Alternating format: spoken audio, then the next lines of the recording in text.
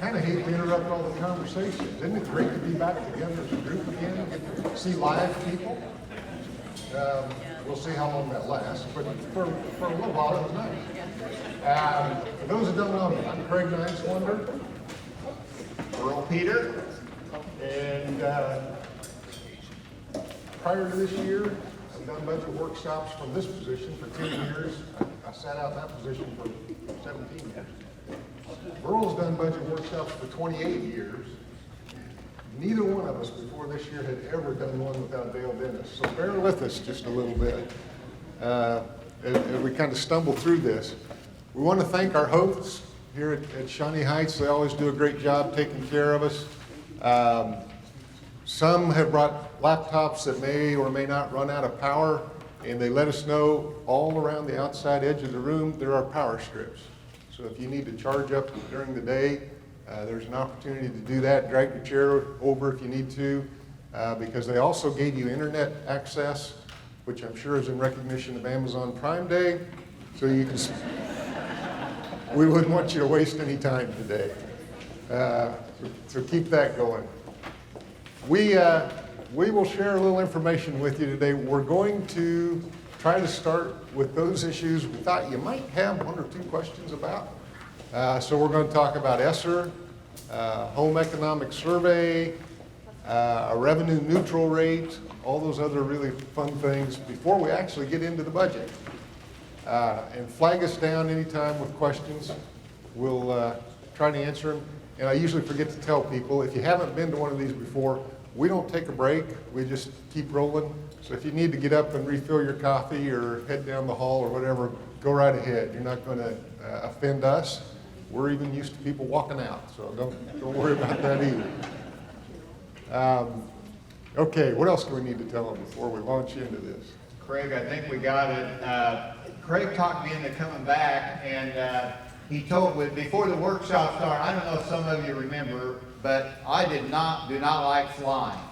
And so we had an agreement. Craig said, I'll give you a choice. You can either fly or you can wear a tie. You can see which the lesser of two evils was. But it's great to be back. And this will happen all day too. Something you said made me think of something else, but it'll come back later. So, ESSER. And that's going to be kind of small print if you're in the back. And it's mostly a review of what you already know. And it's, yes, I know that's too much information on one screen for those that have had PowerPoint 101, but it's a pretty good review and has most of the details in one place for ESSER 1, ESSER 2, and ESSER 3. So a year ago at this time, we're talking to you about ESSER 1 and $85 million. A lot of money, wasn't that great? And who knew ESSER 2 would come along with $370 million to be followed by ESSER 3 now with $830 million. So you add them up and we're well over $1 billion, $1.3 billion. When in your lifetime did you think you'd see that kind of money coming to schools, in addition to your regular funding? Unique opportunities, tremendous opportunities. So some details about it. First, shorthand, we call it ESSER 1, ESSER 2, and ESSER 3. You can see the actual acronyms up there. CARES Act is ESSER 1, CRRSA is ESSER 2, and ARP is ESSER 3. And no, I can't tell you what each of those acronyms stands for. But if you see them, that's why we put it up there, so you'll kind of know, because some agencies use the other acronyms, some use ESSER 1, ESSER 2, ESSER 3. Dates. ESSER 1 has to be spent by September of 2022, September 30th actually. ESSER 2 goes to September 30th of 23, and ESSER 3, September 30th of 24. So just start at 22 and keep adding a year all the way through, and you know how long you'll have that money for. 90% of each of them goes directly to you, to your school district, on the Title I formula. The other 10%, in the federal act, the state educational agency gets to distribute to an identified need. And in Kansas, the state educational agency is the State Board of Ed. So they chose with ESSER 1 to distribute $8 million to you for special education purposes.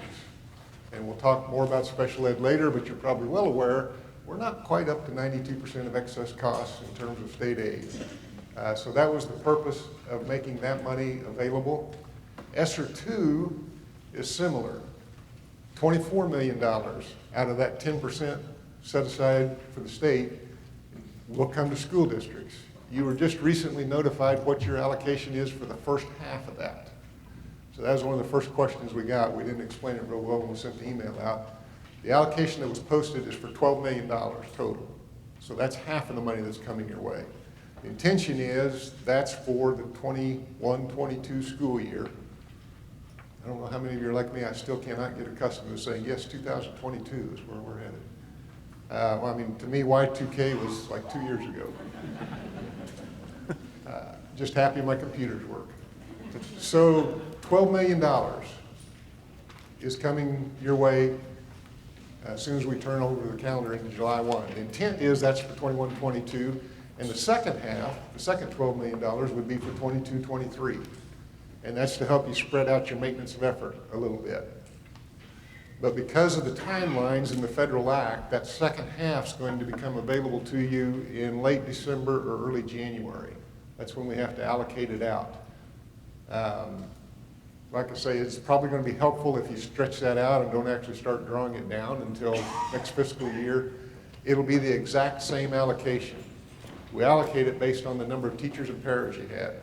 Approximately $12 million divided by the number of teachers and paras told us how much you received. Well, by next December, we won't have a new teacher para count for you yet. We don't get that till May. So we're going to have to use the same distribution for both halves. So if you're wondering why those two amounts are going to look the same, that's why, and I know you'll remember that by December, but I said that back in June. So the $24 million is split on ESSER 2. ESSER 3, again, 90% is coming to you, 10% set aside from the state. Special education is a little different. It's $28 million, but it was specifically written into the federal act. And so it will come through the IDEA formula, same way you normally get federal funds. It won't come through us, it won't be based on teachers and students. So interlocals and co-ops, that money will come directly to you. You won't have to go through your school districts won't have to draw it down, send it on to the interlocal and co-op, like they're doing with the ESSER 1 and the ESSER 2 money. So the ESSER 3 is going to be a little bit different in that regard. ESSER 3 is also a little bit different, and we'll see here in a few minutes, in terms of how you spend the money. There are some different requirements, marginally different, not much, but just enough different that they'll make the application for ESSER 3 a little bit different. Not much, but so that's why you haven't seen that application yet. That'll come out probably sometime in July for those that are anxious to start drawing down ESSER 3 funds. ESSER 2 funds, probably the majority of the districts have applied by now. The state board will approve another round at their July board meeting. And then we have other districts that haven't applied yet. We have some districts that have applied, been approved, and have drawn down all of their ESSER 2 funds. We have other districts haven't even applied yet. So you're all over the map, and that makes sense. You have different needs, different ways that you need to address your student needs, different amounts of money from ESSER 1, from ESSER 2. So if you're anywhere within that range from, gee, we've drawn all our money to we haven't even started yet, you're about normal. So feel good about that. And then ESSER 3 will come along shortly. And before I go any further, I remember what else I was supposed to remind you of. You see two mics? We're recording today.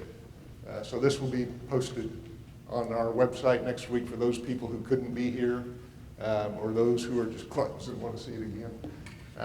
It'll be posted and available to those that couldn't attend. So since we're recording, that means the commissioner, state board can watch this. So if you'd applaud at appropriate moments, standing ovation would be helpful. We'd appreciate that. You see the acronyms EAMS 1 and EAMS 2. that is assistance for non-public schools. So with ESSER 1, if you had a private school in your district that you work with on Title I resources, for instance, you work the same way with them for your ESSER 1 funds. ESSER 2 and ESSER 3, the federal act set separate money aside for non-public schools. So you don't have to do those allocations with your private schools. They get their money directly out of the federal act. And just to keep things confusing, EANS 1 is part of ESSER 2, EANS 2 is part of ESSER 3. You don't really need to worry about those much other than you may see the acronyms, and so kind of give you an idea of what they mean and why you don't need to mess with them. But because those pots of money were available to the non-public schools, you didn't have to worry about your allocations to the non-public schools in your district. Okay, what am I leaving out off of that screen? Okay, move ahead here. Differences between ESSER 2 and ESSER 3. As I said, in both cases, 90% goes straight to the LEAs on the Title I formula. ESSER 3, in red up there, says 20% must be used for learning loss. So of the 90%, 20% has to be used for learning loss. Well, that's nice to write that in, but what else are you going to use it for? Right? That's what you're doing every day, is trying to address learning loss for your students. So that's not going to be an issue for you, other than it'll have to be a part of the application. Tell us how you're going to use these funds to address learning loss. The allowable categories are basically identical to ESSER 2. And then for the set-aside, the part that the state board gets to direct, there's a few more requirements to meet. 5% of that has to go to learning, of the 10%, so half of it has to go to learning loss. 1% after school, 1% for summer enrichment, and 2.5% at the state board's discretion. And then that bottom little statement, LEA must publish a reopening plan, if it hasn't already, including public comment period. So you're in the midst of that right now. And yes, we understand for most of the districts in the state of Kansas, reopening is an oxymoron, you never close. But that's the language that's in the federal act. And for many, I think you're taking what you maybe posted last fall and just updating it a little bit. Somebody this morning already told me there's a school district in Michigan has a really good plan posted. If you want to know about that, you can ask Dan Brungard. He can tell you where to go to find that one.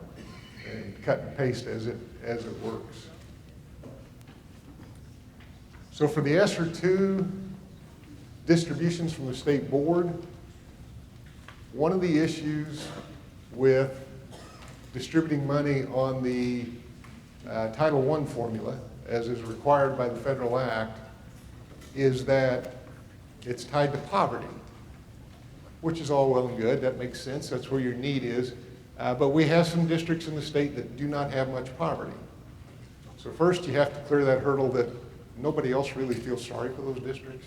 But that being said, if you don't have much poverty, you're not getting much money from the ESSER funds. And in fact, you don't even get enough to meet some of the basic needs that everybody had. Sanitation for your buildings, PPE, just those basic things, much less addressing learning loss that you might have from your students.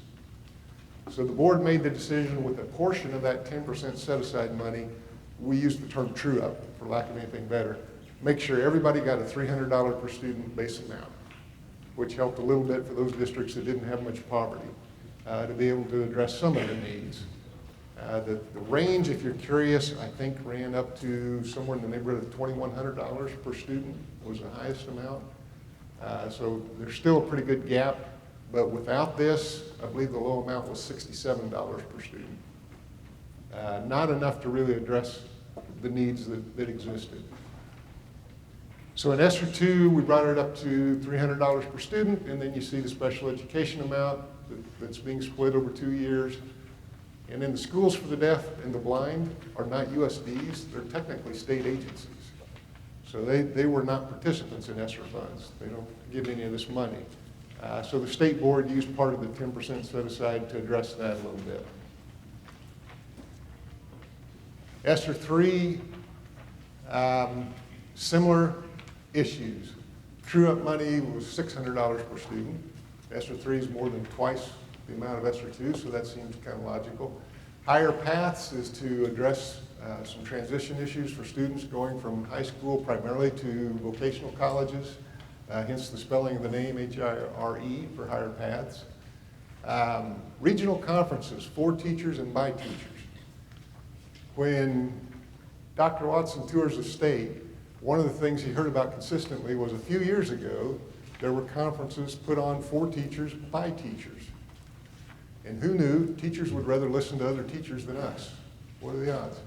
So we're going to use some of this money to set up those conferences again. And we'll have some regional conferences for training for teachers that they create, participate in, and provide. Should be really good opportunities. And then you see some other things that have to do with the requirements on the set-aside money for summer learning, after-school learning, addressing assessment, letters, and assessment training. Letters is primarily training, but also by going statewide. A lot of districts use that already, but by working with it statewide, we can get a little better rate. So I don't know a great deal about that other than I've heard Brad tell people, if you already have a contract for letters, that's fine, continue with it. We'll help you out on the backside of that, and we'll help with the training.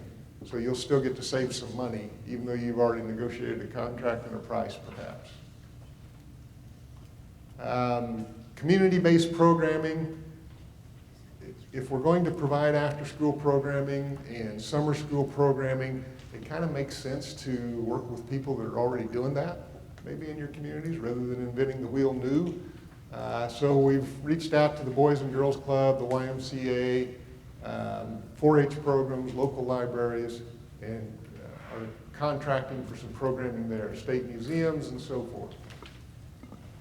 So that's the uses, I think that's all of them, yeah, for the 10% set aside that the state's directing. And you see draft on there because some of the contracts are still being worked out and haven't determined final prices and when it'll be available and those kinds of things.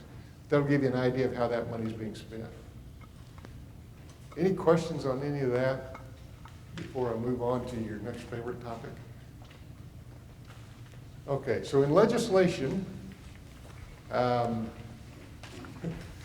they recommended that you pay $500 per teacher originally for a bonus, was the original language.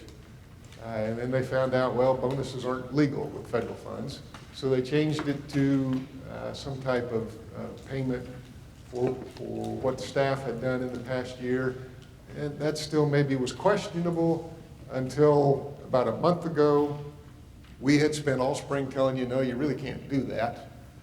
And we were on a webinar, some of you were on it as well, getting more information about this. And literally in the middle of the webinar, Department of Ed dropped a question and answer document with the term premium pay, which you see in green up there. And all of a sudden, premium pay is new to everybody, but it's legal. And it's not a bonus, but it's real close to that. But the requirements that tell you can't do a bonus still apply. And I'm going to run this through on about 3 different slides to try and find maybe one way that hits home and makes sense to people. First issue is the pay must be committed prior to additional duties being performed. What that means is you can't decide retroactively to pay people for all the hard work they did using federal funds. So if your staff put in extra time, when your staff put in extra time, had extra duties and so forth last year because of COVID, you can't decide now, we're going to pay you for that and use your federal funds to do that. On the flip side, if you decided last year, November, December, we need to pay our staff for all this extra work they're doing, and you used your funds to do it, your general fund, your LOB, and it was because of COVID, you can decide now to reimburse yourself with ESSER funds. So if you already paid them, you can reimburse your general fund or your LOB. If you didn't pay them at that time, you can't decide now to do it. So it's got to be related to COVID. It can't be retroactive. And you're probably going to tell them about if you're going to reimburse yourself, here's how to do it. This is going to make clerks a little nervous and some superintendents too, but if you did pay them last year, like Craig said, if you paid them the premium pay or hazard pay or whatever, you paid them last year, here's the key. Most of you probably charge that to general fund or LOB. The key is we need to have that journal entry over to Code 07, the federal funds, because if you don't do that prior to June 30th, then it's real difficult to move those expenditures over and switch them over after that. Now what that's going to do for a lot of the districts though, it's going to force that Code 07 to be in the red. That's where clerks get a little nervous. They don't like to see things in the red, and we don't either, but there's a law that allows you to do that. It's 12-1663. It's a law that's been on the books for a number of years that if you anticipate getting federal aid, you can run that fund in the red. So it's kind of a get out of jail free card. But anyway, it's real important that you get those journal entries over before June 30th. We ran into some situations on ESSER 1 where people put it in general fund, they got past the end of the fiscal year, then to correct it, it's just really very difficult. Always makes auditors, Mark Bowers back there, always makes auditors a little nervous about doing that and trying to get that corrected. And really it's very difficult to do that. So the key is just go ahead, journal entry that over to the Code 07, have the board approve it, and then you get it over into the federal funds, and then, like I said, you'll run in the red. Then you can go through the process of, on the Form 240, requesting that money and getting that back out of the red eventually. But that's important if you do want to charge that to the ESSER funds this year. Yes? So does that mean that we can go over our legal limit, what we, budget authority? Yes, in your federal funds, you can go over your budget authority. We'll talk about this later too, probably, but same thing's true. We've had a lot of calls this year. I'm spending more money in food service than I expected. Well, if that's due to additional federal funds, you can exceed your published budget. You don't have to republish, but only if it's due to federal funds, on any fund actually. Most commonly, though, it's going to be federal funds, and then this year, and maybe next, food service. We'll talk about that a little more when we go through the budget.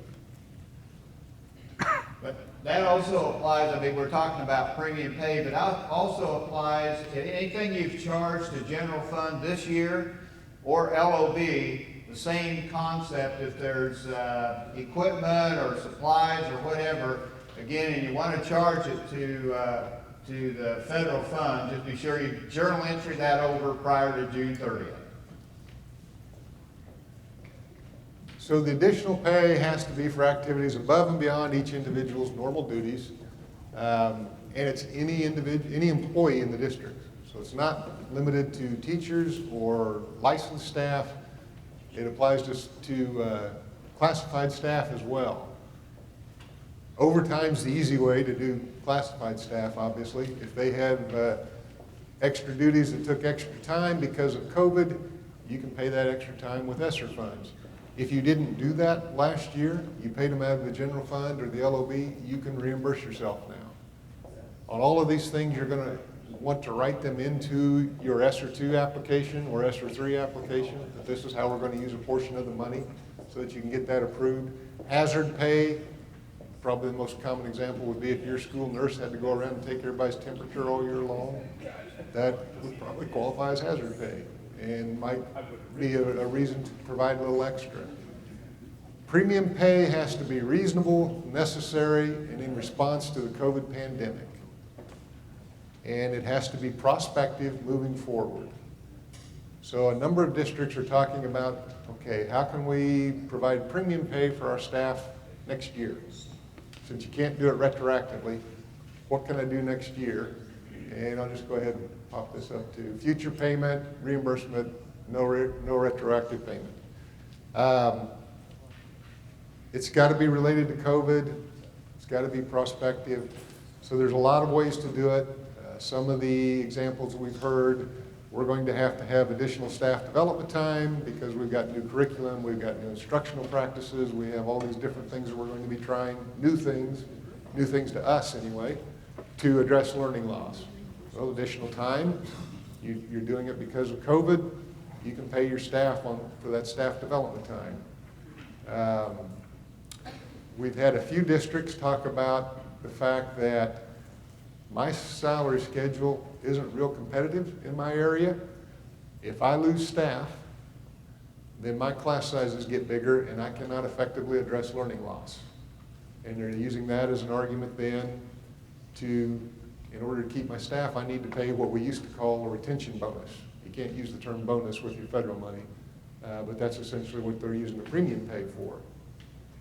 So that would be an option, but it has to be related to COVID. You have to be concerned about losing staff, which probably everybody is in this particular environment. That would be one way to address it. When you write these things into your plan, you can probably anticipate that our internal staff that reviews the plan will call you to make sure you're meeting each of these requirements with how you're paying your staff, and that's okay. Just describe to them why it's related to COVID and why it was necessary and reasonable. And reasonable, obviously, is open to interpretation, but it's mostly in the eyes of your board. The other thing that you need to do, and you already know this, in a lot of cases, make sure it's not in conflict with your negotiated agreement when you're providing payments to teachers.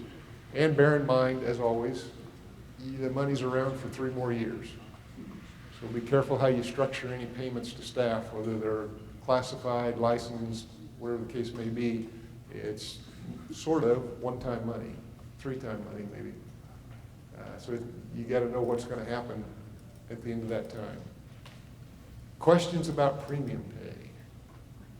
And that has changed, like most things related to COVID, that has changed regularly, so I know there's been a lot of confusion out there. All right. What's next? These are our reminders. Every now and then we'll have a slide with some things on it just to remind us, okay, what did we forget to talk about? Timeline when you request funds. So you turned in your ESSER II application. The task force is going to review it. They'll recommend it to the board, and the board is going to approve it in July. Be the second week of July. They always meet the second week. On that timeline, the money, you'll have to receive a grant award notification after it's approved before it can go into our Form 240 system. So it'll be the 1st of August before it gets into that system at the earliest, which means you won't be able to request it until August 20th, and the money won't hit your bank until September 1. So whenever the board approves it, add a month and a half to that, and that's when you can expect to see money in your bank. As Burl said, you can go ahead and start spending that money that's been approved and run a negative balance in the federal funds because you have an expectation that you will receive the money. So Code 07 can be negative while you're waiting for that money to come in, but just know that's the timeline. And if you're one of the few districts in the state that doesn't have much cash on hand, you may have to keep an eye on that until the federal money gets here. Question? Greg, do we have paperwork yet to start trying to request our ESSER 3 funds? You do not have the paperwork yet or the application form for ESSER 3 and probably won't until mid-July at the soonest. It won't be a lot different from ESSER 2, so if you want to rough out your plan, that's fine. But there are 1 or 2 things additional that you'll have to answer about, for instance, how are you addressing learning loss, those types of issues. And we'll have a pre-screener when we fill that out to request it, we'll get a pre-screener? Yes. We did on ESSER 2? Yes, the process will be exactly like ESSER 2. You'll send it to us, our internal staff will go through it. If they've got questions, they'll call you. Then we'll go to the task force and then to the state board. Other questions? For ESSER 2, do you have a plan out there to do a modification for our ESSER 2 plan that we're already doing? The question was, what if we need to make a modification to our ESSER 2 plan that's already been approved? They originally intended to have an amendment form out there, and they may eventually, but since it's not there yet, I just take either take your plan or take the blank plan and put amendment on it. Write in what you want to change and send that in. So you don't have to wait for an amendment form to pop up. Would that be out on your website? Is that what you're talking about? Yes, yeah. So you can, if you need to amend your ESER 2 plan, and a lot have, some applied early and then all of a sudden premium pay popped up. Or you applied early and then found out, well, we've got another option for summer school, or we got something else we can do after school. In any event, you need to make changes. Take the application you sent in and amend it, write amendment across it, and turn it back in to us, and we will get that addressed. So that's the timeline. We'll walk through the fiscal year crossover with you. Coding accurately, another one of your favorite topics, those quarterly reports that you get to turn in on your expenditures for ESSER funds.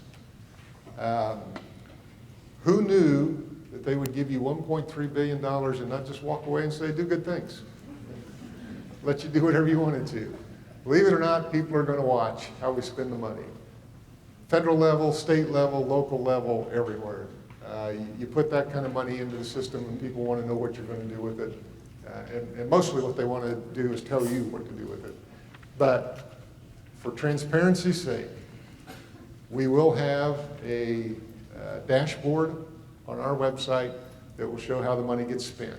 That's the purpose of those quarterly reports. So if we're going to show statewide how the money is being spent, it's really helpful if it's coded somewhat consistently across the state. And it can't be perfect. We understand that there's some gray areas. When you order technology, where do you code that to? Well, it depends on how you're using it. In some cases it's instruction, some cases it's administration, and maybe all kinds of things. So coding accurately. In your packet, we put together a little document that has some examples of the most common expenditures, maybe not most common, but several of the common expenditures for ESSER funds and how they could be coded. There's also on our website an accounting handbook that has all the codes for the functions and the objects and so forth.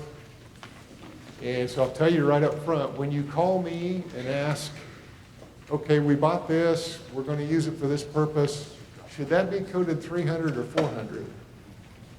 My common response is usually, well, let's think about that for a little bit and talk about it. What I'm really doing is opening my desk drawer where I've got the accounting handbook and pull it out and I thumb it, because I don't know what it ought to be. You guys do that every day, I don't. But usually the accounting handbook will tell you or give you a pretty good idea. And as I said, there's some gray areas. Some of them, there's not a perfect answer. Often it does come down to how are you using it. Not just what is it, but what's its purpose and how will it be used. So make use of the accounting handbook, make use of these examples, and make use of the phone and email. We'll try not to lead you too far astray. What did I leave out of that, Earl? Greg, you covered it well. The handout that Craig mentioned, we knew that this was we received a lot of questions on ESSER funds and how you account for them and how you code them and all that. So we put together this, that blue little packet for you. Some of the things in there, of course, is the big thing is how much money every district receives, and that's in one chart, ESSER 1, 2, and 3. We have the uses of it. On ESSER 2, we got a lot of questions, particularly from smaller districts, saying, well, how can we spend this much money, and what things can we spend it on? Well, if you go to ESSER 2, and this has been posted before, but the uses of ESSER 2, it'll have a laundry list of all types of things that could be spent for that money can be used for. So that's a pretty good place to kind of start and see if there's any other things there that you want to do to help kids. And then there's other things like the switching, when we talked about moving that money over to the ESSER fund. We have a little information on that. Common expenditures that Dale or Craig mentioned. I do that a few times. I've done this so many times with Dale that I apologize. Craig? But, and then the last one is frequently asked questions. Then we tried to compile this, and we started out, it was 60-some pages. So we cut this back, but you can go out to the website and get all the information, additional information out on the title program. They'll have all the additional information you need. But anyway, we thought it'd at least be handy to have something like this, a shorter version for you to kind of review. Okay, questions about any of that before we move on? Next quarterly report will be coming up in July, I believe. Yes, sir. ESSER 3 is sped money. Yes, Is that following Title 6B? yes, Title 6B for the sped money off of ESSER 3. Is it for this year, 20? This year, yes. It's just straight up 6B money. That's my understanding. I get 6 million and I get 8. Yeah. Same one. Yep. If it changes, I won't change it. I can assure you that. But as you've already seen with ESSER, everything changes. If you don't like what you've heard today, come back in a week. It'll be different. It's kind of like the Kansas weather. Any other questions on that? Okay. Oh, yes, sir. With your the ESSER money, especially if it's going into 6B, then what's your projection on how it's going to impact Cat 8? We'll show you that in just a little bit. Actually, the ESSER money and the 28 million from federal won't impact Cat 8. It's a separate pot. But we'll show you what those numbers are going to look like. People are going to go out and hire a lot more people. Good chance they will. That'll run the category. Well, the response we've gotten back, and we'll ask you about this later too, on how many more people you hire next year for special ed will be, well, we'll go back to where we were a year ago if we can find them, right? So yeah, you got money to go hire people if you can find them. So it may not have as big an impact as we might like for it to. Is it true that there's a ESSER more? We have not heard that yet. I just saw that in the Yes, article. there are certainly other packages that are being discussed federally, but I have not heard of ones similar to ESSER 1, 2, or 3. But then we hadn't heard much about ESSER 3 until, whew, there it is. One thing Verl said, and I'll touch on it now so I don't forget. We had a few call and make comments like, this is too much money, I don't know how to spend it all.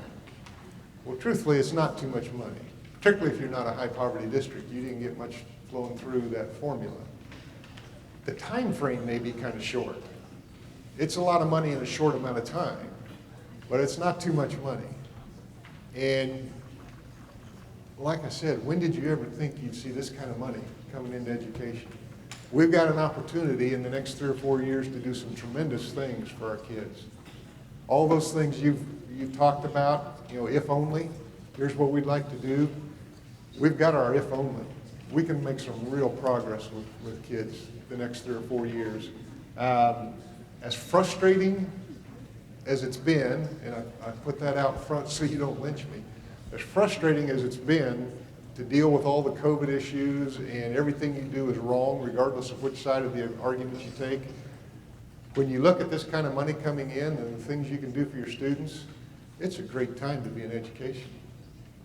You've never had this opportunity before. We've never had this opportunity before. It certainly comes with challenges, certainly comes with problems, but if you're going to pick your problems, this is probably the one you want, isn't it? Rather than what we were doing 5 and 6 years ago when we didn't have any money. Okay, that's my soapbox. So, on the ESSER 2 money, I think along with the special services co-op, Uh-huh. will we get that money or will that go straight to the co-op? The ESSER 2 special ed money will come through the school districts like the ESSER 1 did. You'll deposit it directly into Code 30 and then transfer it to the co-op.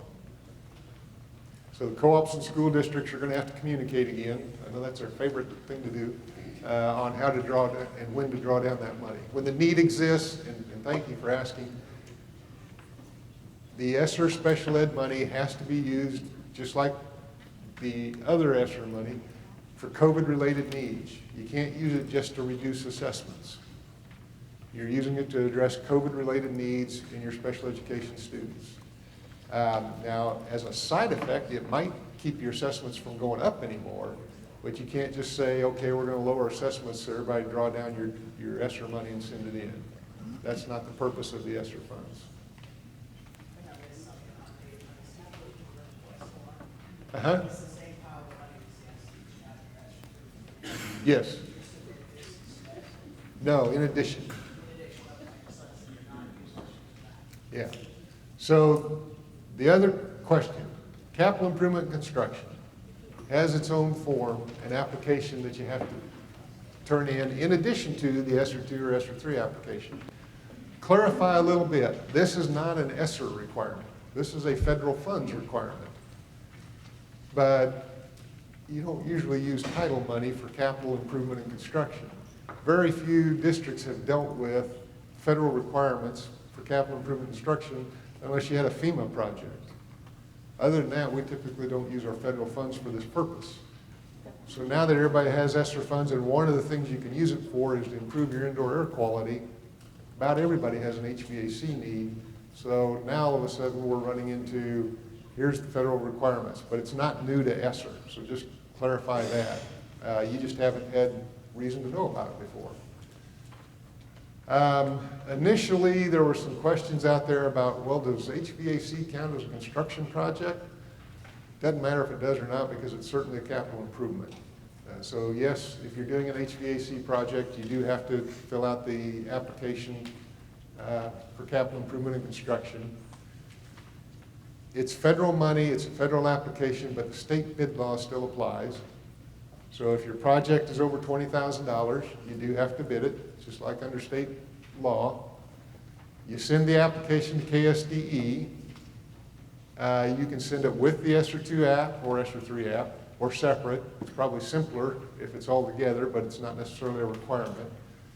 For that reason, if you used ESSER 1 money to start your HVAC project, obviously that was probably ahead of the time we put this information out, so you didn't know you had to pay Davis-Bacon wages, you didn't know you had to do an environmental impact study, all those other issues, and you've already started the project.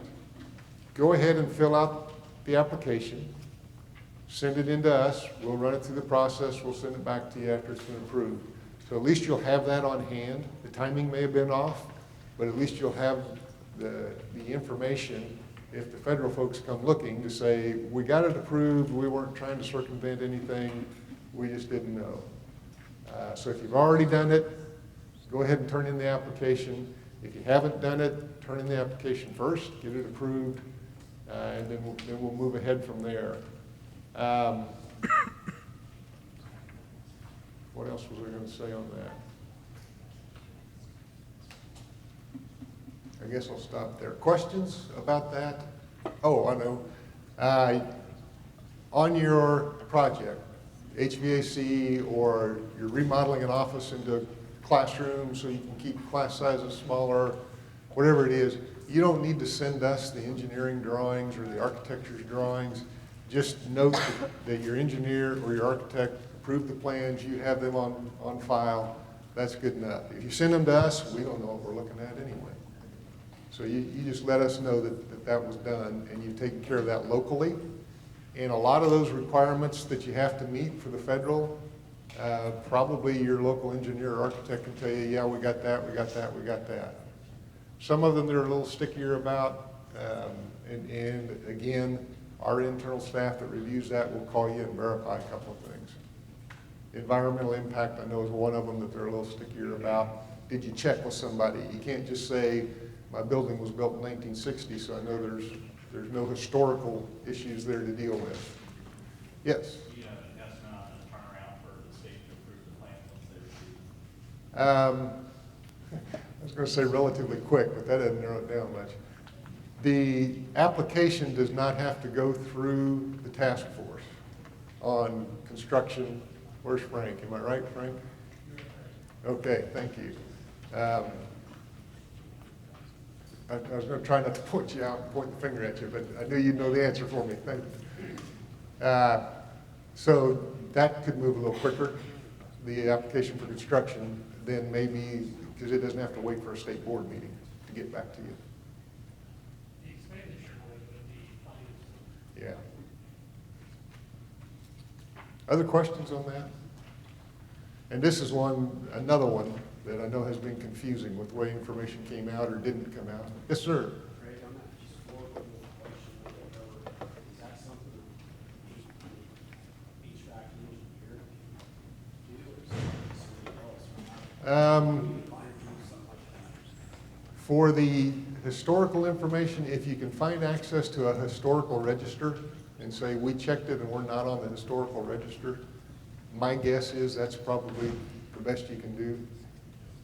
For the environmental impact, if you're doing HVAC, the company that makes the equipment probably tells you that right up front. That's one of their selling points. Hey, this is going to use so much less energy and be more environmentally friendly and all that. They'll take care of that for you most of the time. Other questions? Yes? If we use Sparks dollars for our HVAC, we still have to do that. Good question. If you did the project last fall and you used Spark money, my understanding is you don't have to do this. Certainly you don't apply to us because it wasn't our money, it didn't come through us.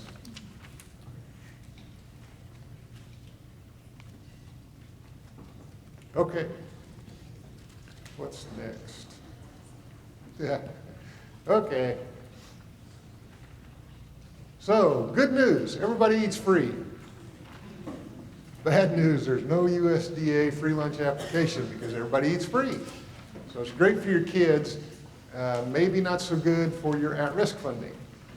Because you gotta know, you still have to know for at-risk funding whose income meets the guidelines for free meals. So a number of years ago, the USDA started allowing districts to claim community eligibility if 60% or more of your students were direct certified. They participated in other social programs and provided assistance, so they didn't have to fill out the free lunch form, they just automatically were direct certified. If you hit 60% or more, you could choose community eligibility and everybody ate free. So we had a few districts do that, which meant they were in this situation a few years ago. I don't have a free lunch application. How do I get mom and dad to tell me if their income qualifies or not? So at that time, we developed the Household Economic Survey that just asks how many people are in your household. For the students, who are they? What's their name? What's their student ID number? And what's your total income? That's all you really need to know if they qualify or not. And we used it for that purpose. We've also used it for the tax credit scholarship program, which we'll talk about a little later. So it's been around for a while, just hasn't been widely used. Well, this year it's going to be widely used. So this is the document that you get to use to determine how many people qualify, meet the income guidelines for free meals. So unfortunately, the fact that everybody eats free doesn't mean that everybody qualifies for at-risk funding in the state of Kansas, because it's defined a little bit differently. It's defined based on the National School Lunch Program guidelines, and everybody eating free comes through the summer school, one of the summer school options, which is a little different to start with, and two, it's not related to income guidelines. So this tells you the information you need to know. In order to make sure we're meeting the requirements of the law so that we don't jeopardize any of your at-risk funding, we're going to try to run the system as close to what we've done in the past as possible. So you provide the Household Economic Survey to the parent or guardian, they fill it out, return it to you, you verify 3% just like in the past. Our auditors will check them just like in the past. And we'll verify as well. Now, a couple of caveats on that. Because it's not a USDA form and it's not to determine who gets free meals, verification can't be done through our CanClaim system. Some of you log into CanClaim and enter the data and it tells you how many you need to verify and how to go about that process and so forth.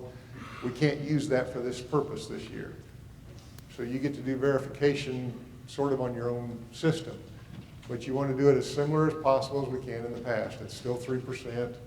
You're still checking incomes and asking for parents to verify things for you.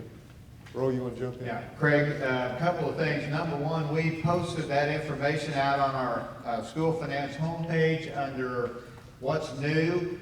We'll also, hopefully this week, we'll post the new income eligibility guidelines. We'll post those out there. As soon as we do that, we'll notify all the school districts through the listserv so that you have that ready to go. But that should be this week. So as soon as we made it known that that form was available and we posted it, we had 2 or 3 districts email back or call in and say, well, can we add this question to it or that question and so forth? No, you really can't. Again, trying to maintain the purity of the system. Keep it to those basic questions. And so we sent that notice out. You can't modify the form. Well, that's not exactly what we meant, but that's what we said. You can modify the form. Put your own letterhead on it. Identify it as coming from your district. The main thing was people thought that meant we've got to do it paper and pencil. Hand it out to mom and dad on paper and send it back to us. Not necessarily. If you can work it into your electronic online enrollment system, great. Just ask those few questions. That's one way. I know some districts are trying to make it easier for parents to fill that out and get it back to you so you don't have a drop-off in that regard. In some cases, they may think it's a required part of the enrollment system. That's fine if you want them to think that. We get people asking, can we require it? Well, good luck. What's your hammer if they don't fill it out? You can't tell the kid he can't enroll because he didn't fill out the household economic survey. So you can put it into as a part of your system to make it feel like it's required. That's fine. You can go a little further with that than you can with the USDA form because you don't have the USDA requirements behind it. But if you can do it electronically as a part of your enrollment, that's fine. Some of you in your student data system already have the USDA free meal process built in, right? That's okay to use that, but because, again, it's not for USDA free lunch purposes, your vendor needs to turn off all the additional questions or make them optional so that you're asking how many people total are in the household, who are the students, and what's their student ID number, and what's the total income. If you use the regular USDA process, I think they ask for income by individual in the household. You just need the total. So those other questions that go along with it, if you can make those optional, then you can keep using the same system you got, and it'll come back to you and be all nice and neat in one database and easier to collect. We've had a couple of districts say they want to design a Google Doc to ask the questions so that, again, it comes back in one spreadsheet for you, nice and neat. That's fine. You can do that as long as you're real confident in that you can protect the safety of that data. Because you've got student names and IDs and you've got income from a household. So you got to make sure you can protect that data if you're going to go through a Google Doc or any kind of an electronic version. But it's fine to do that if your IT people can do that for you. So when we said you can't modify it, like I said, we kind of went too far on that. We didn't see the problems with what we were telling you. Craig, how many districts here use that free lunch application to determine free textbooks and free fees? Now, quite a few of you, and that's going to be a way to really try to sell that to parents to fill that out. That form is used for free textbooks or fees, and a lot of boards around the state have that policy. So it's just a way of encouraging parents to use it. The other thing, we have a sample letter posted to parents. You could use it, you can modify it. It talks about why they need to fill that out, the at-risk funding, it talks about that. The reduced fees, things of that nature, you can modify it to your district. So hopefully that will help get a few parents to fill it out. The other things to bear in mind, like I said, if you do it electronically, but also any way you handle that data is confidentiality. And you may have different staff working with this than have in the past, since it's not necessarily food service. Consent for disclosure form. If you're going to use that data for other purposes, if you have people in your community that say, hey, we'd like to give all the students in poverty a free coat or a pair of gloves for the winter or something, you've got to have mom and dad's consent to disclose that information.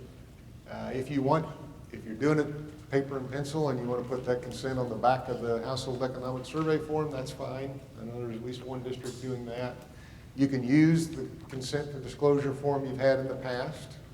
You may have to modify a word or two in there because it's not related to free meals anymore, but you can use that same form if that's helpful. Verification, we talked about. Paying food service employees, so the people that normally collect all this information for you, verify all the information, that know how to do it, are probably your food service staff, and you've paid them out of the food service fund, which has been fine in the past because that's the purpose it served, was to see who qualified for free meals. Since that's not the case this year, you already know who qualifies for free meals, you can have those employees do it, you just can't pay them from the food service fund because it's not related to the USDA program anymore. So you have to pay them from your general fund or from your LOB, or the reason you have to make this change is because of COVID, so you can use ESSER funds to pay that staff. Regardless of whether it's food service staff or somebody else doing the work, you can pay them with ESSER funds for doing that. Make that part of your application for ESSER 2 or ESSER 3, that you're going to use a portion of the money to pay staff for that purpose. Questions on that household economic survey? Hey, Craig. Nikki, our food service nutritionist, said that she was at a town hall with KSDE, and we could use the survey to determine who is eligible for pandemic electronic benefit transfer cards. Really? That's news to me. Okay. We've been waiting for that answer, so that may be accurate. That's a different KSDE. Yeah, that's Child Nutrition Services that's been waiting for that.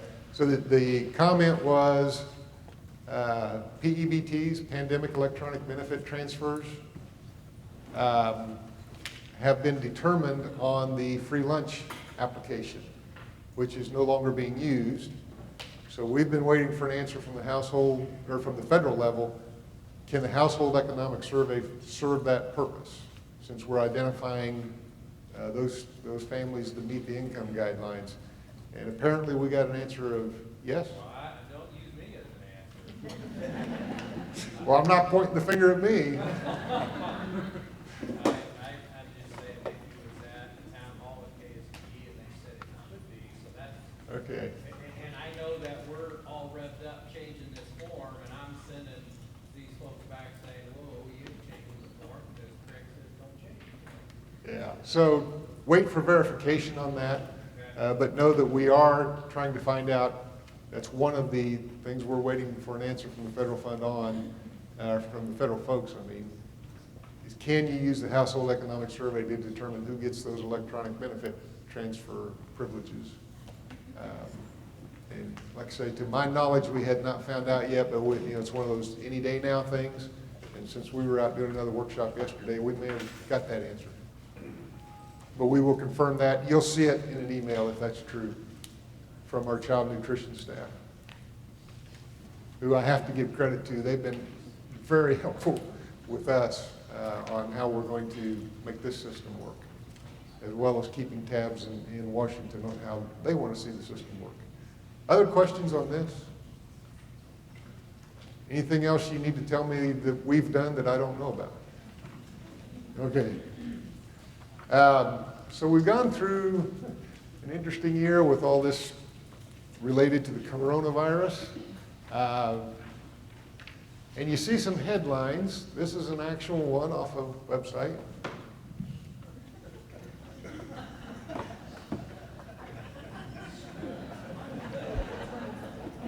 For most of you, we don't have to explain why those two headlines would run together.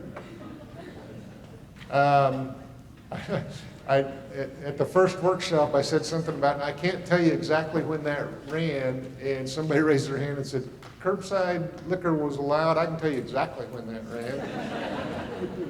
If you can't tell on the picture that's underneath it, this is all one website, that is Dr. Randy Watson, Commissioner of Education, on that computer screen. I don't know why they chose to stick all three of those things together, but if that's not emblematic of the year you've had, I don't know what would be. So, Greg, some of you know, yesterday we had Dale in the budget workshop, and some of you know that Dale's doing special projects for the commissioner. This is one of them that he did, and that curbside liquor thing is working great in our department.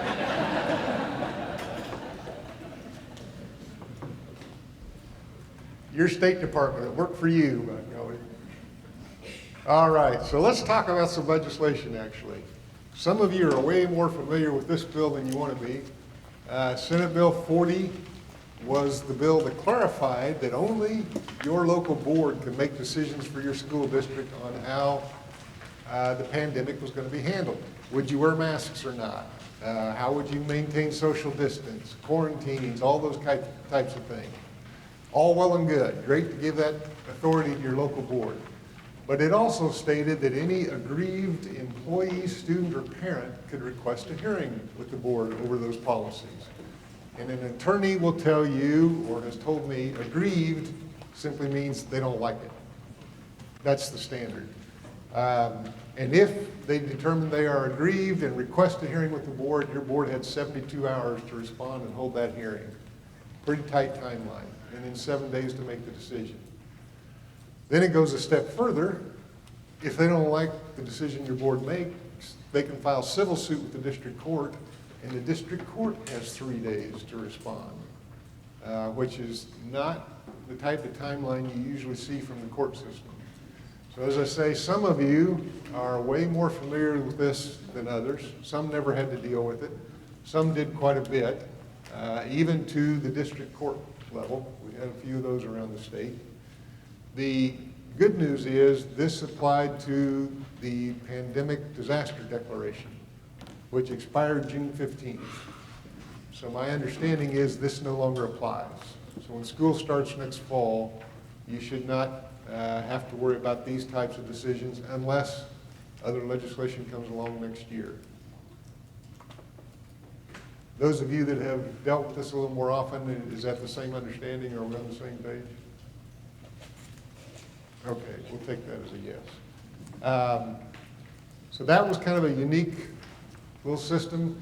You know, once something like this pops up, you might not be surprised to see it come back related to other issues down the road. Not trying to be gloom and doom, but just bear that in mind. Senate Bill 86. How many of you had an unusually high natural gas bill in February when we had that cold spell and Texas froze up everywhere? Some experienced a big cost, some didn't. One option available, the state has low interest rate loans available to pay off those bills. If you've got money in contingency reserve or your general fund or someplace that can cover the cost, that's probably a better option for you. So you don't even, I mean, it's low interest, but it's still interest.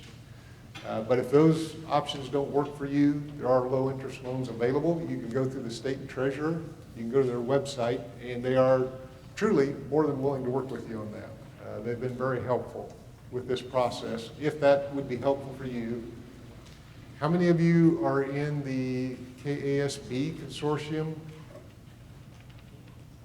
Okay. So our understanding is you have pending litigation, which means you paid part of that February bill and the rest is awaiting the litigation, correct? So the problem with that goes back to we're getting ready to cross fiscal years again. So you paid part of the bill, the rest is waiting. Technically, that's an encumbrance. And if we cross the fiscal year and you go into next year and you win the court case, woohoo, great news, you don't have to pay that bill. But now that's an encumbrance that carried over that's going to be deducted off of your state aid. You lost the money anyway. So suggestion, if you're one of those districts, move that payment into your contingency reserve fund and encumber it there. That way, if you get into next year or 2 years down the road or whenever it may be, and you win the case, you don't have to make the payment. The encumbrance gets canceled, but it does not affect your state aid. If you leave it in the general fund or the LOB, it's going to be a deduct off of your state aid and you didn't gain anything.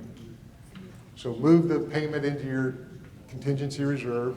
Just bear in mind that if you move $15,000 over there, even though you haven't spent it, cash is still sitting there, technically that money's gone. So you can't spend it on something else. So if your contingency reserve balance is a little bit low and you've got the money in the general fund that could pay that $15,000, transfer that over to contingency reserve so that the money's sitting there to handle that expense if you need to do that. Yes, sir. So Craig, the board has to take action, like anything out of contingency reserve, are we okay to do that without a board meeting until our regular board meeting in July? Have you had your closeout? Question was, and he's right, legally the board has to approve any expenditure out of contingency reserve because that's the way the law is written. The board can make unforeseen expenditures out of contingency reserve. So will you have a closeout meeting at the end of the year, or you've already done that? If the board authorized you to make transfers and expenditures as necessary to close out the year, or words to that effect, I believe you would be okay to do that out of contingency reserve, but then I would have them, like you said, verified in July. And you might probably be a good idea to run it all by your CPA as well, in case there's a specific way he wants that worded or she wants that worded. Does that sound right? Right. Okay. With all these things coming through with COVID and things changing the way they have and so forth, Verl and I do that about 27 times a day. Does that sound right to you? It may not seem that way when you get an answer from us, but we do check on occasion. Other questions on that? Okay. Most of you don't do this anyway, but apparently some public entity did somewhere, tried to charge legislative post audit and open records request for all the data they wanted. If you've been involved with the legislative post audit, how many of you have had them request records from you in the past? Several of you. They can ask for a lot, and it takes a little bit of time. Typically, I don't think school districts charge them open records. You understand they're part of the legislature. That's just the way it is. But evidently somebody did, so it is now law that you cannot charge them for an open records request when they need data from you. You just give it to them. And I put that up there because there will be more legislative post-audit studies coming. The one in the immediate future has to do with information technology and your policies and how you protect data and provide privacy and those kinds of things. They will have a few sample districts to work from. They may ask for policies from every district, though. They haven't decided that yet. So just be aware you may be getting a request about information technology from legislative post-audit. House Bill 2405 is just to make you aware in case you hear about it. The legislature approved selling $500 million in bonds to help pay for the KPERS unfunded actuarial pension liability. Now, the next thing I always add is KPERS is fine. Anytime you say KPERS and unfunded pension liability, everybody gets nervous. The executive director for KPERS is Alan Conroy, and he will tell you nobody working in a KPERS covered position at the moment needs to be worried about KPERS. They're in great shape. This is not because they incurred new debt. This is because bond rates are pretty low right now, so this is a better way to cover some of that unfunded liability than the options they had been using that were a lot higher percentage. So don't get nervous about, holy cow, now we got all this unfunded liability. This is not new, this is just a cheaper way to cover it. All right. So this is the bill that had a little bit of everything in it. In the halls of the legislature, some referred to it as the Frankenstein bill. And I left all three different bill numbers up there as kind of the little tutorial in what you learned in civics class about how a bill becomes law and how it really works are not quite the same. So this bill started life as House Bill 2119. and it had to do with providing funds for students to attend private schools. And then it became Senate Bill 175 and added a whole bunch of other things, and finally became House Bill 2134, which is the version that passed and was signed into law. And you can see a number of the items that are contained in the bill, and we'll talk about each of them a little bit.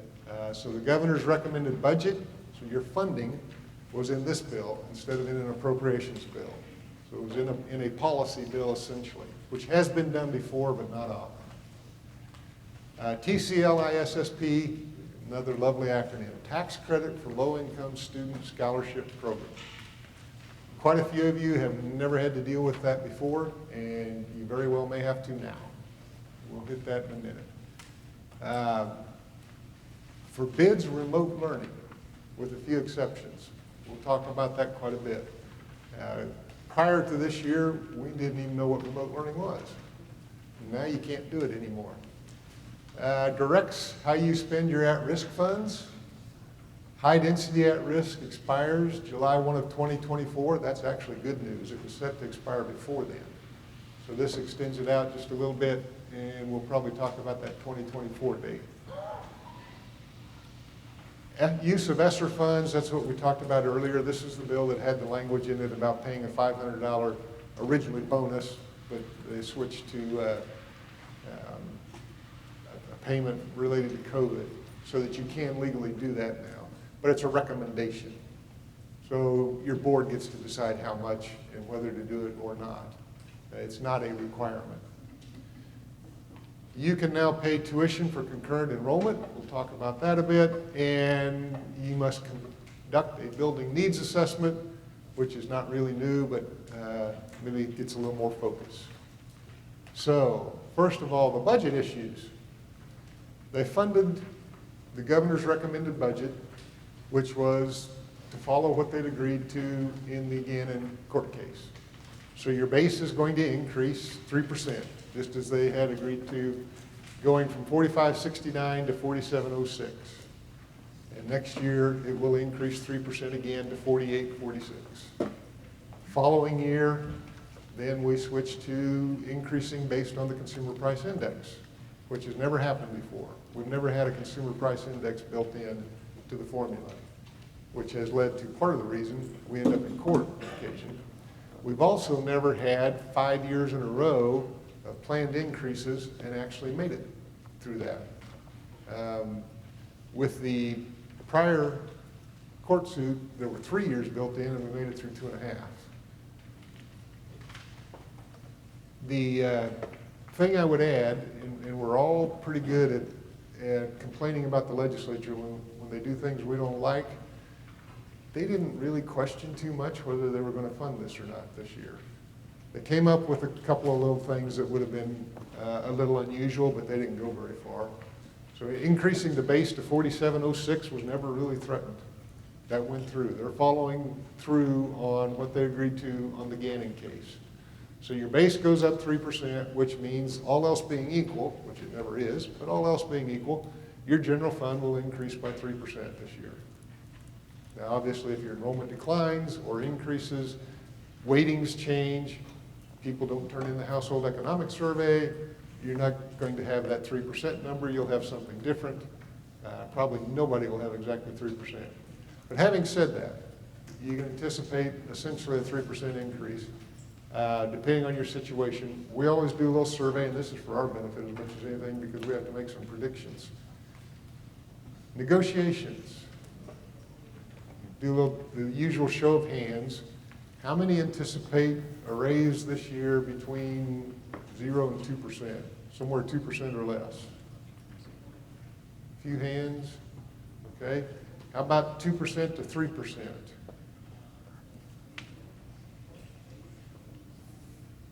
Few more, 3 to 4, several more. That's more than we've seen most places actually. 4 to 5. Okay. All right. Anybody above 5? All right. Just for your information, I think so far we've had now 2 above 5 around the state. And this is our 4th workshop. We got 2 left to go to. 3 seems to be more or less just above or just above, below the most common response. And I know not everybody's done with negotiations, so you're giving us your best guess right now. But that's what we've seen so far. So there's your base for the general fund, and you can predict what it will be for next year, and then the year after that, 24, is when we hit the consumer price index. There's that number, 23, 24 again. Supplemental general fund. For a number of years, the base for the LOB was 44.90. Back when we had the recession, the national recession, and the legislature had to cut funding for the general fund, they didn't want to cut it in the LOB as well, so that's when they created a different base for the supplemental general fund. And starting in 2019-20, we increased the base by the consumer price index, 3-year average of the consumer price index. And we'll continue to do that until such time as the general fund catches it and surpasses it, which is happening this year. So believe it or not, this year your general fund and LOB will have the same base. Some of you didn't even know it was supposed to work that way. But 4706 will be the base in both funds this year. Makes it a little easier to figure. And then the other number you see in red is the statewide average for the LOB. School districts have always had the authority, your board has had the authority to adopt an LOB at the statewide average without a protest petition being published, anything like that, just let's do a 30% LOB. For years, the statewide average was 30%, and so we got accustomed to just saying you can go to 30%. Well, really, you can go to the statewide average. And this year, that is 31%. So your board can decide to go to 31% just on their own vote when they adopt the budget. If they do that, it has always been, I shouldn't say always, but for the last several years, it's been in statute that when your board adopts their LOB, they do it with a resolution. So at budget time, instead of just saying, I move we approve the budget and it's got a 30% LOB, you needed to have a little resolution that said the LOB will be 30 or 29 or 28 or 32 or whatever they were passing. A lot of districts didn't do that. Frankly, we don't know what's the difference between a resolution and a motion, but it technically should be a resolution. Since 31% will be the number for a number of districts this year, and that's different, you may get more questions about that from your county clerk.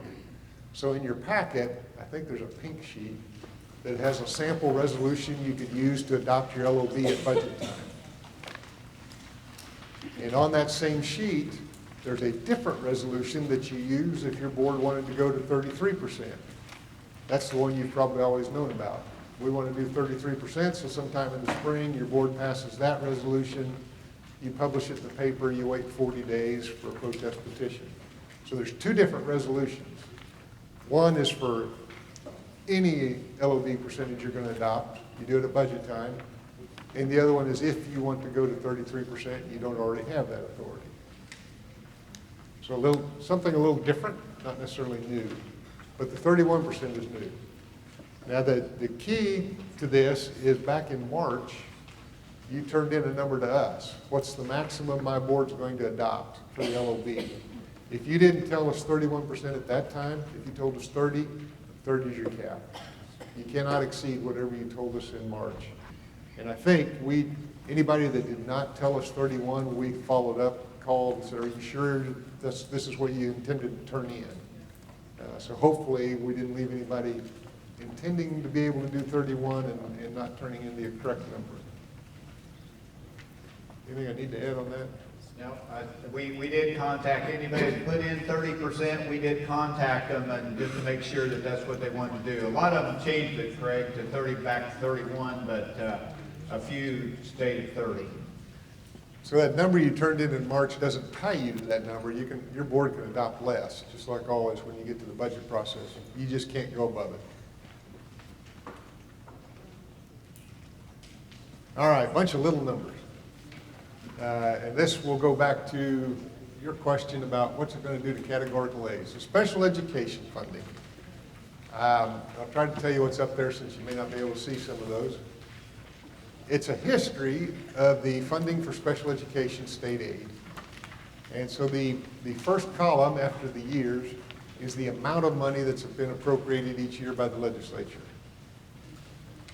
And the second column is about federal ARRA. When the recession hit in 2008-9, for the next 3 years, we had federal funding, a portion of which was used to help cover special education costs. And it was included in the formula. The ESSER funds are not going to be included in the formula. So you can see the state on its own in 2008-9 hit 92% of excess costs. Didn't have enough in 9-10, even with ARRA money. In 10-11, with the ARRA money, we hit 92% again, and that was the last time.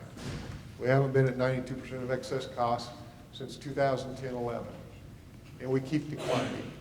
Each year, it gets a little less, a little less, a little less. So if you look at the last few years in the state aid amounts, the numbers keep getting higher. The legislature is putting more money in, $7.5 million every year for the last several years. The issue is special education is a $1 billion budget. So $7.5 million to you and I is a lot of money. On a $1 billion budget, that's not a very big percentage. You're less than 1. And so when your general fund increases by 3%, and you give a 3% raise to your teachers, you got to do the same thing for your special ed teachers. I mean, what positions are harder to fill than special education, right? So you give a 3% raise, but the money you're getting for special education is less than 1%. So the costs are exceeding the new revenue. And that's not to say anything about the need to add staff because you got more needs for your students. That's just salaries. So we're not keeping up with the additional costs even with the new money putting in. Therefore, the percent of excess cost keeps going down every year. Now, to be fair, there's another piece of this puzzle, and that's the federal funding. When IDA initially passed, anybody tell me what did the federal government say they would fund? What percentage? Somebody knows, don't be shy. 40. They would fund 40% of the cost of special education. Currently, they fund 14. And they've never been much closer than that to 40. So in fairness to the state, if the federal government would fund a little more, that reduces the amount that the state needs to fund. So if the federal government was funding their amount, we'd be a lot closer to 92% than we are right now. But since neither one does, who gets to pay for the special education? You do out of your general fund. They're required services. You can't decide we don't have enough money, so we're just going to cut that program. You're required to meet the needs. So when that percentage keeps going down, you can assume your assessment to the co-op is going to keep going up. And that's what's been happening the last few years. The far right-hand column that just has 3 numbers in it, that's the ESSER funds, ESSER 1, and each half of ESSER 2, because we knew somebody's going to ask, well, you're putting all that money in from ESSER, surely you're getting close to 92%. Well, no. With the ESSER money figured in this year, we were at 74.3%. Next year, we'll be at 70.4%, and the following year, 66.7%. So even with an additional $12 million each year, we're not catching up. So we're dollar-wise, we're way behind. It's going to take a while to catch up if we do. So categorical aid, what happens there? Little background. The legislature appropriates a set amount of money for special education. We get to the end of the year and we know how much you spent on transportation, and we know how much you spent for catastrophic purposes, which I really wish statute read differently, but that's the term that's in statute. It's horrible to refer to services to kids as catastrophic, but that's the terminology. So we subtract those 2 things out from the appropriation. The dollar amount left, we divide by the number of teachers and paras, and that gives us categorical aid, which we never know until the end of May. And you can see what's happened to that amount over the years, and you can see how the number of teachers and paras has grown. And for categorical aid purposes, a para is 0.4 FTE. So So typically, in the blue numbers there, you see more or less, we add about 300 FTE each year, teachers and parents. And in this year, COVID hits and we lost 400. So we had a lot fewer FTE to divide, and that's why your categorical aid went from $30,010 to $31,465. Jumped up significantly. Didn't put in, it wasn't because we had any more money in the system, we just had fewer pieces of pie to cut out of it. Didn't have as many teachers and parents. We did actually statewide add teachers this year. Not many, like 72. We typically had quite a few more than that. But we lost 1,100 paras statewide. Round numbers, it was a little more than that, but 1,100. So the question Burl and I get to wrestle with, we have to estimate what's categorical aid going to be next year. How many are you going to add back? And this is typically where we get the answer, well, we're going to try to go back to where we were a year ago if we can find them. Is that a fair assessment of your situation? Anybody want to tell me you're shooting for something different? Okay. This is where I'm going to quit preaching and start meddling for just a little bit, so I apologize. We were down 1,100 paras. One of the most common conversations around the table when co-ops meet with their superintendents, how many more paras do we need? And you always need more, right? So this year we were down 1,100, and yet we provided services. Probably not as well as you would have liked. I'll grant you that. But it's a good time to maybe ask the question, could we have done it with 700 more instead of 1,100 more? Do we need all 1,100? Did we learn some things about how to provide services that we might be able to carry over without quite so many people, and so have a higher categorical aid amount? You know, you never want to waste a good pandemic. Maybe we learned some things in a lot of areas this year that'll help us moving forward. And maybe not. I mean, the answer probably is, yeah, we can maybe do some of that without them, but I think we all know there'll be 4 more students moving in with higher needs than we expected, and we'll be adding paras and teachers again, if you can find them. Even with the additional ESSER money to help you pay. If the people aren't there, it doesn't matter what you can pay them. But like I say, that's just me meddling a little bit, thoughts for the good or not so good of the order. And I recognize when push comes to shove by February, by golly, we need some help. And you may very well be right. The other amounts you see out there are the ESSER funds, the amounts per teacher, how those broke down. For ESSER 1 was $565, and each half of ESSER 2 is going to be $874. That's not a part of the categorical aid calculation. That's sitting over there on the side. But we thought some people might want to know that. Questions about that? Craig, we may ask the question, how many districts pay less than $12 per hour for your paras? Several of you.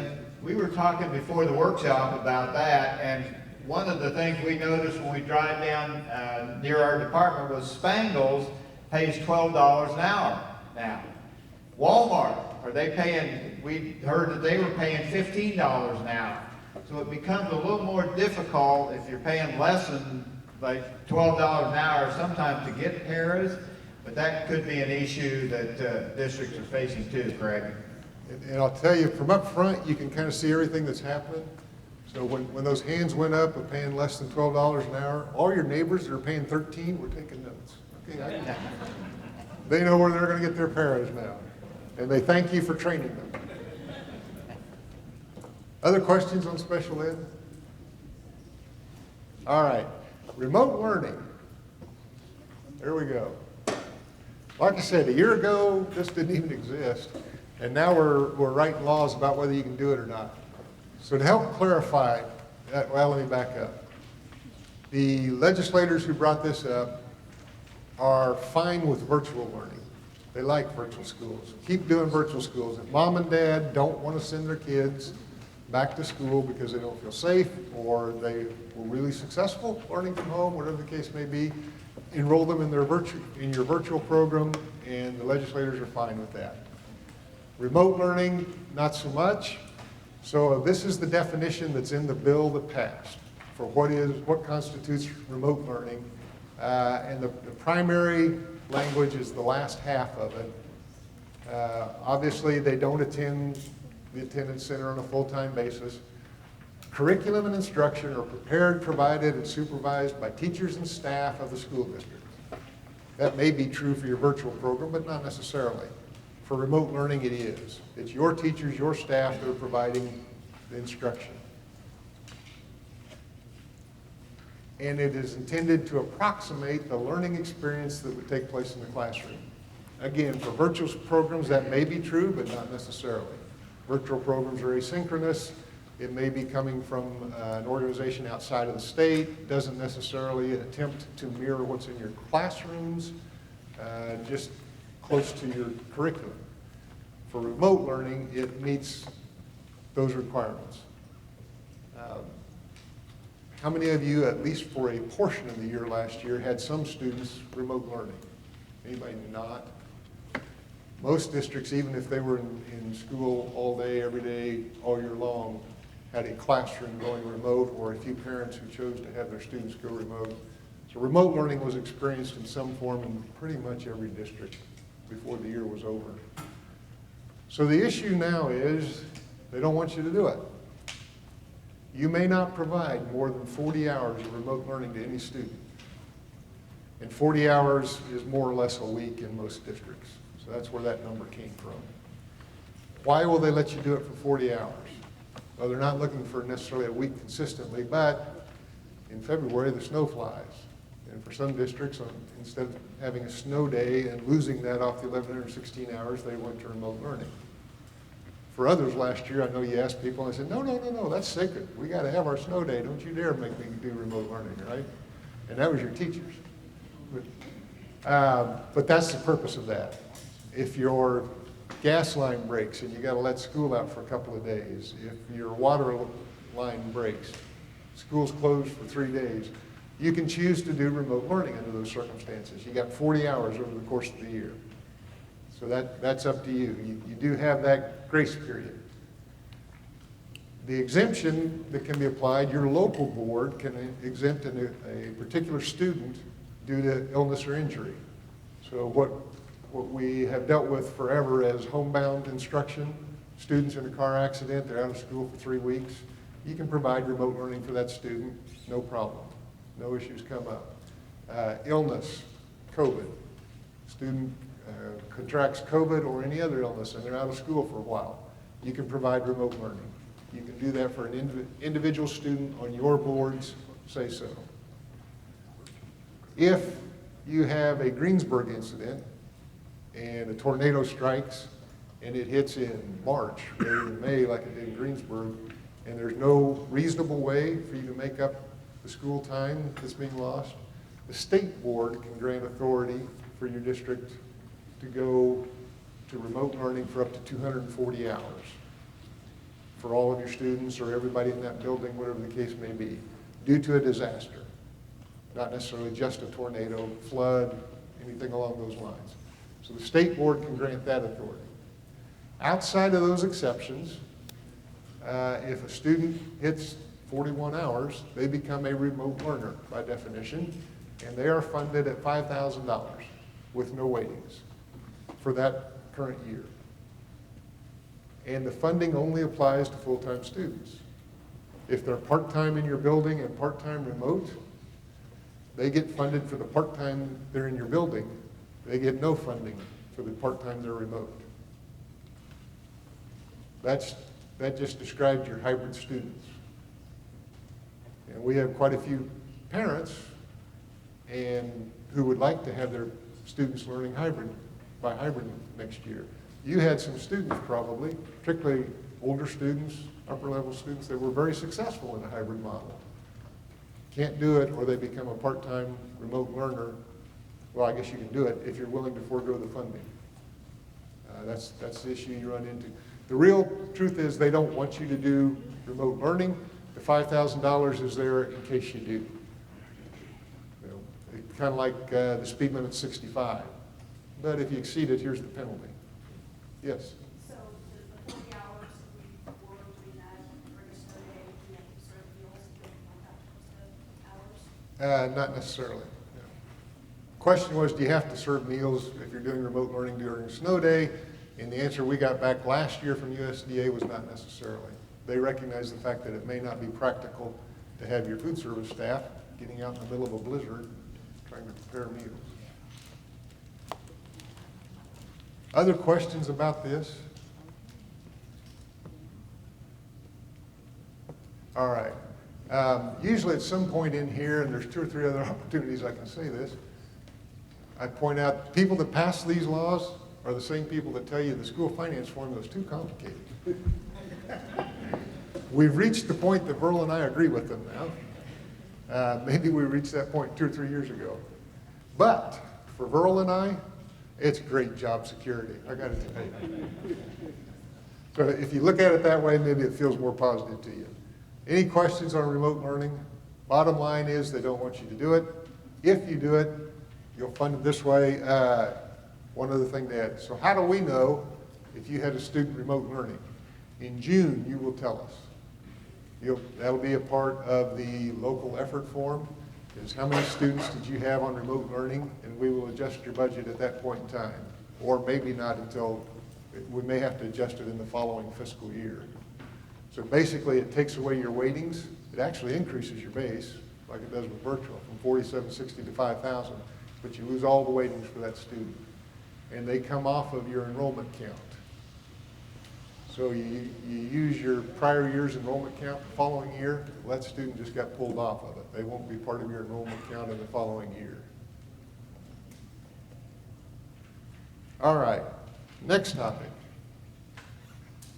Tax credit for low-income student scholarship program. Currently, for a student to be eligible for a scholarship to a private school, they have to be in one of the lowest 100 performing public elementary schools. And I emphasize public, 1, because that's what's in the statute. 2, if you just do the lowest 100 performing elementary schools, there's private schools on that list. So if you think about that, theoretically, we're giving a child a scholarship to go from a low-performing public school to perhaps a lower-performing private school. But be that as it may, it's the lowest performing 100 public elementary schools. That has been changed to any school, student K through 8, any public school with students K through 8, if the student qualifies for free or reduced price meals. And the reduced price is an addition as well. It used to just be free meals. So now any of your students in grades K through 8 that are qualified for free or reduced price meals is eligible to receive a scholarship under this program to attend a private school. And if you're not familiar with the program because it hasn't impacted you in the past, individuals or corporations that donate those scholarships receive a 70% tax credit. So if I donate $1,000 to provide a scholarship to an accredited private school, has to be accredited, I get $700 taken off of my tax bill in the state of Kansas. That's the way the program's funded. That's where the scholarship comes from. And now quite a few of your students will be eligible to participate in that if they choose and if there's somebody to fund the scholarship. Greg, there's a little provision in the law that we found this year, but the law says that if a student was in your school district 1 year, then went to a private school the second year, we have to make an adjustment on your FTE. Now, here's how we will do that. Remember now, on Form 150, we use the prior 2 years enrollments to determine your budget authority for the current year. So we have to go back and take away in the 19-20 school year any student this year that went to a private school under this program. So we adjust your enrollment, and this year it wasn't that big a deal, I guess, but there were 6 school districts in the state that had students that this applied to. One of them is Kansas City here. I was thinking, oh yeah, Kansas City, yeah. you had 29 students. Also 501, where's 501? Okay, you guys had 5 students. So what we have to do is go back and take those students off the 1920 enrollment. Then when you check to see which is the higher of the 2 years, it could affect you. If 2021 was the higher year, which is probably unlikely this year because of the COVID, then you'll be affected by this program this year. And we have to take those kids off of that. We'll notify you that. They're going to notify all the districts, the 6 districts that happens to. But for this current year, for this coming year, there could be, like Craig said, there could be a lot of kids move over to this program, and then the following year, then we'll need to adjust the 2021 enrollment for the number of kids that actually qualify here. So it could have an impact on your general fund budget in the future. So, like I said, job security. Now, Earl doesn't get too excited about job security. He's retired about 14 times so far. We keep bringing him back. Fortunately, he keeps saying yes, fortunately for us. So, they do have to be attending an accredited private school, and that accreditation has to come from a list that's on our website. It can't just be Craig's private school. It's got to be accredited through the list that's on the state board's website. And it can't be Craig's homeschool that they're going to, so I can't start one up and start raking in all this scholarship money. Okay, next topic. At risk. If you followed the Supreme Court cases, Montoy and Gannon both, at-risk students are a big feature of the court cases, both reason for needing additional funding, and the Supreme Court mentions them regularly, which means legislators notice that that's the reason they've got to put a lot more money in. So they pay attention to how your at-risk students are doing. So in this bill, 2134, they define at-risk students. But truthfully, they just took the definition out of our guidelines, so it's nothing new to you. And this is talking about academic, social, and emotionally at risk, not for funding purposes. Not do they qualify for free meals, but who do you spend your at-risk money on, and how do you decide which students? So it's really nothing new, the definition that's in there, and in fact, they added dyslexia to the list. So if the student has reading needs associated with dyslexia or dyslexia-like reading needs, you can spend your at-risk money for those programs as well. One thing that is new now, some people thought this was in place before, but it wasn't. Now from your general fund, you must transfer your at-risk weighting and high-density at-risk weighting into the at-risk fund. Before, the amount you transferred was up to you. Now, we encouraged you to spend at least that much because there was a report that would go out that showed everybody how much you received in weighting and how much you spent. And so it was nice if those two numbers at least matched. And pretty much everybody spends more than they get in weighting anyway. But now it's getting a little closer because you have this required transfer now from your general fund. All the weighting you receive from at-risk and high-density at-risk has to go to the at-risk fund.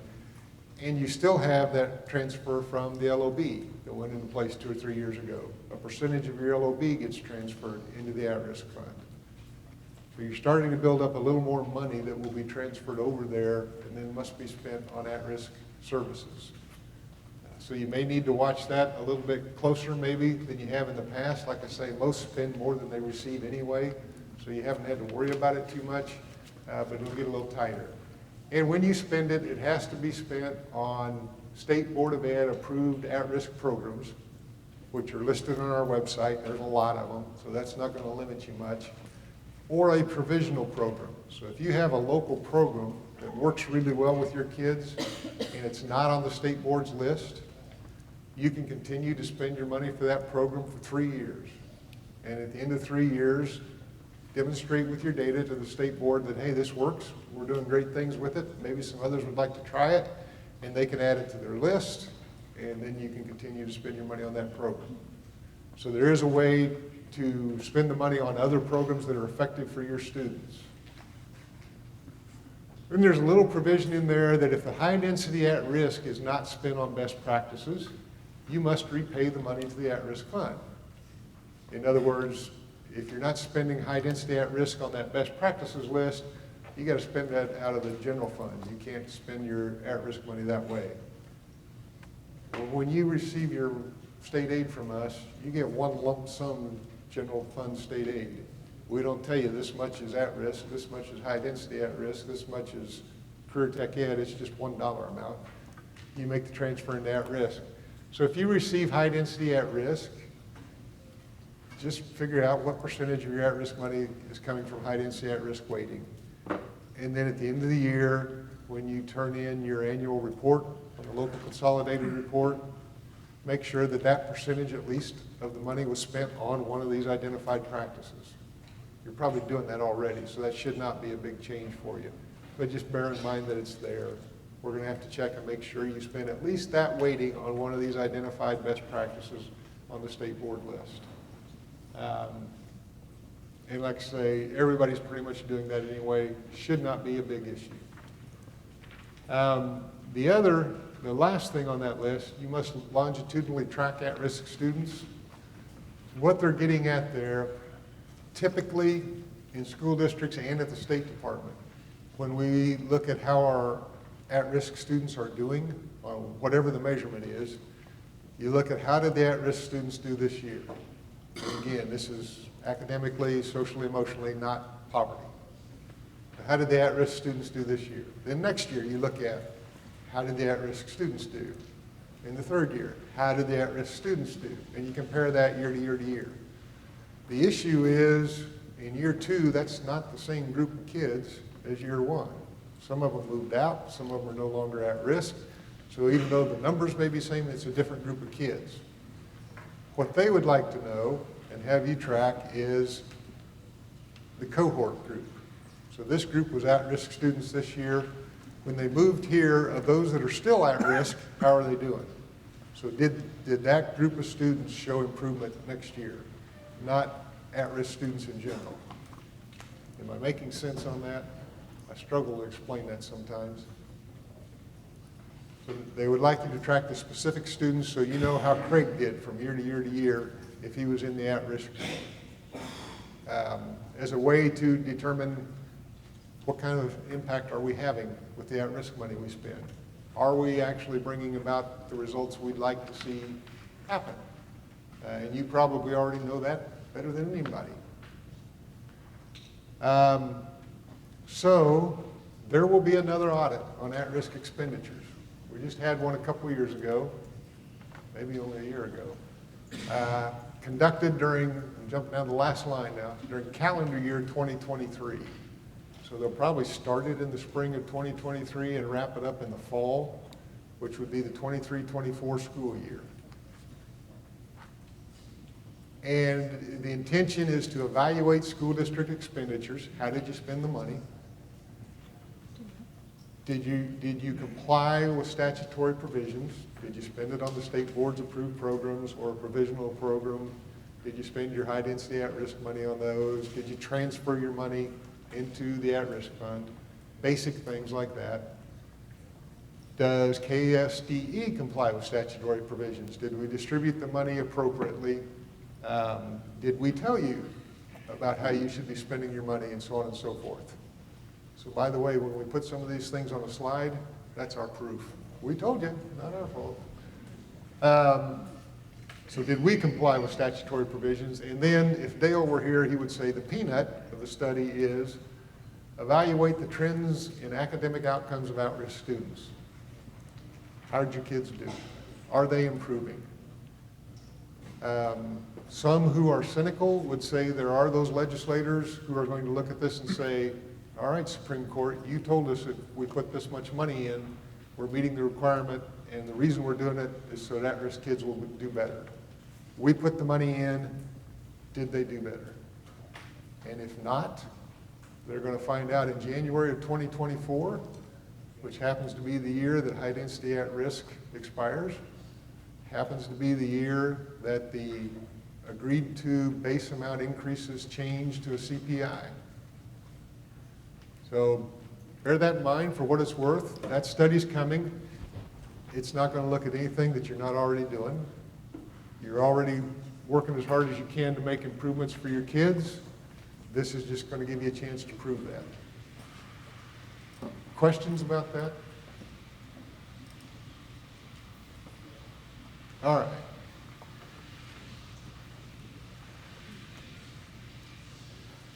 A few other items that were in there. You may now, if you choose to, pay the tuition for concurrently enrolled students. So currently, if you have students taking vocational courses at the vocational school, current tech ed courses, at the vocational college, the state pays their tuition. They cover that cost for them. If you have students taking college algebra or Comp 1 at the community college, the student pays the tuition. And believe it or not, by law, you can't choose to do that for them. If you wanted to help a student out as a school district, you can't pay that tuition. Now you can. Wichita in particular has a program with some research behind it that shows for some students in poverty, if you can get them started successfully in college while they're in high school, their chances to succeed increase exponentially. And one of the ways they want to be able to do that, they have an agreement with one of their local universities. They'll pay the tuition for the kids to help get started. So that's where the impetus for this came from. And so it's something for your district. If you choose to do that, you can pay tuition for some, for all, a portion of the tuition, all the tuition, up to your local board if you want to put something like that in place or not for concurrently enrolled students. And perhaps encourage some students to be successful after high school graduation.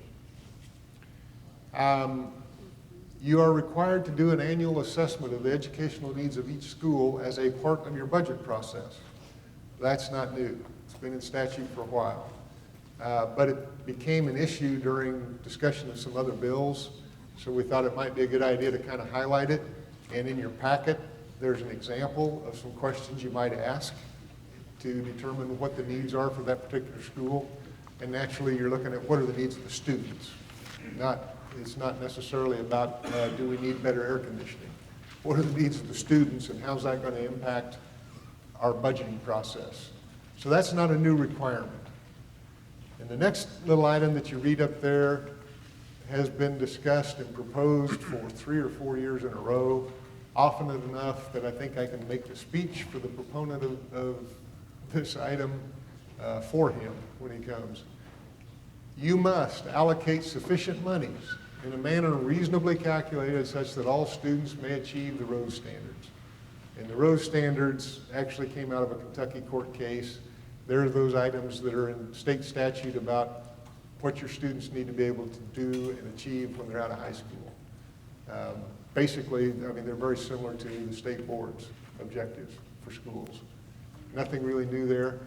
You do that already. I mean, that's what you do every day. You're trying to design your system so that you're meeting the students' needs to make them successful after school. But now it's in statute. And again, a cynical person might say, what they're trying to get at is if that student's not successful, it's not because the state didn't give them enough money. It's because you didn't allocate it appropriately.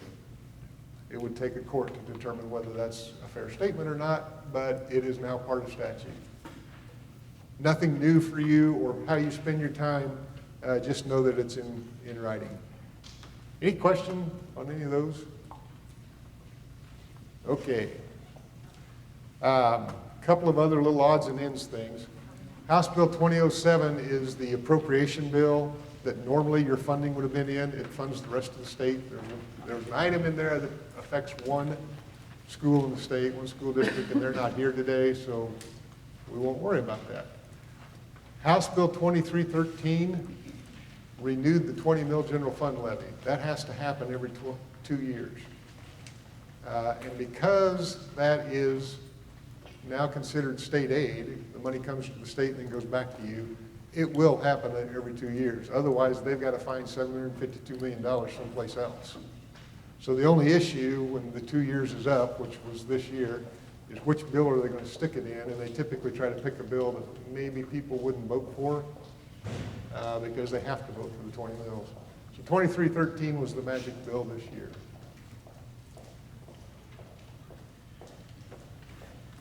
Your next favorite topic, revenue neutral rate.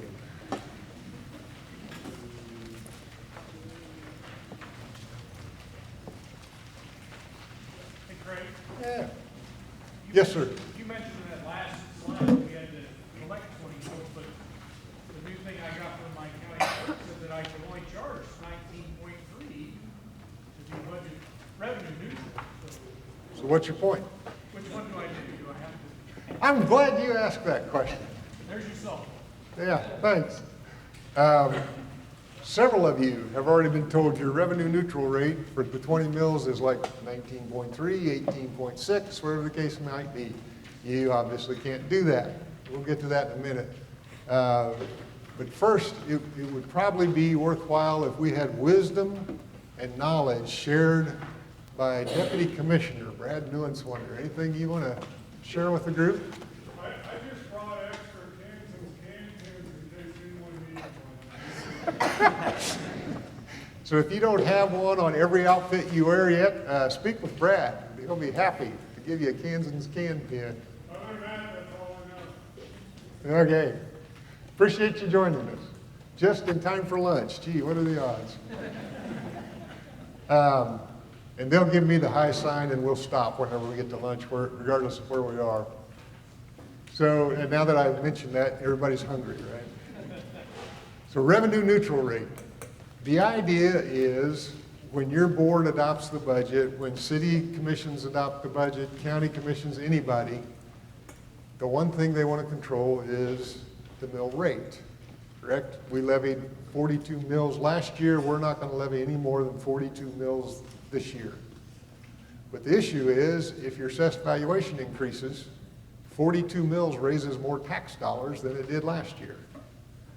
The legislature does not want that to happen unless you inform everybody that that's what you're doing. So even though they focus on the mill rate, it's really the tax dollars that they're approving at budget time. And they don't want, you can raise it, you can exceed what you levied last year, you just have to tell everybody that's what you're doing. You probably thought you were already doing that with the Code 99. Oh, no, that's not enough. So we have the revenue neutral rate. And we're gonna walk through several things on the timeline here. So June 15th, the county clerk was supposed to notify you of your revenue neutral rate. How many of you haven't received that yet? Anybody? There we go. Which county? Lyon County. Anybody else? And so you don't feel bad, we've had at least one at every workshop. So some of you were probably informed of your revenue neutral rate and you didn't even know it. They sent you out your assessed valuations estimate for next year, and down here in the corner it said revenue neutral rate was such and such.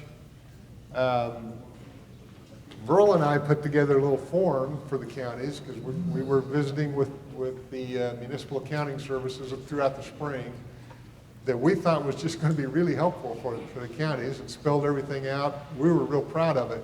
I think 2 counties have used it so far. Everybody has their own system. One thing you learn is with 105 counties, there are about 210 different ways to report this. We've seen quite a few of them so far. So by June 15th, they tell you what that revenue neutral rate is. And then by July 20th, you notify them if you're going to exceed it and what it will be. Which means essentially, at least in your revenue funds, in your levy funds, you have to know what your budget's going to be by July 20th. So the clock's running, and when you think about the LOB, you don't even know what your cash balance is, which is kind of an important factor in what your mill rate's going to be, until you get to July 1 at least.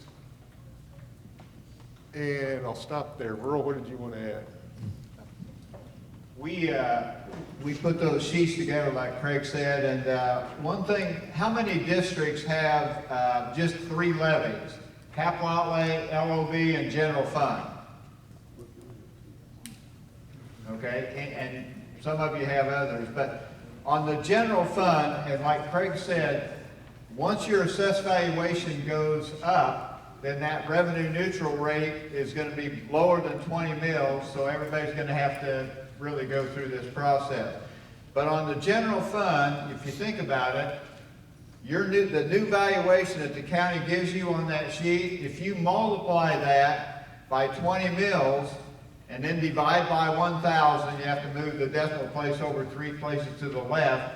But that's going to be the taxes that you're going to levy this coming year for general fund. So it's going to exceed it. How many in capital outlay, how many already know what your levy is going to be in capital outlay? A lot of you go ahead and levy like 8 mils or 5 mils or whatever the board says. So you know that one. And let's say you go 8 mils. So you take the 8 mils times that new valuation, divide again by 1,000, and you come up with the dollars you need to levy for capital outlay. So those two funds are going to be pretty easy, general and LOB.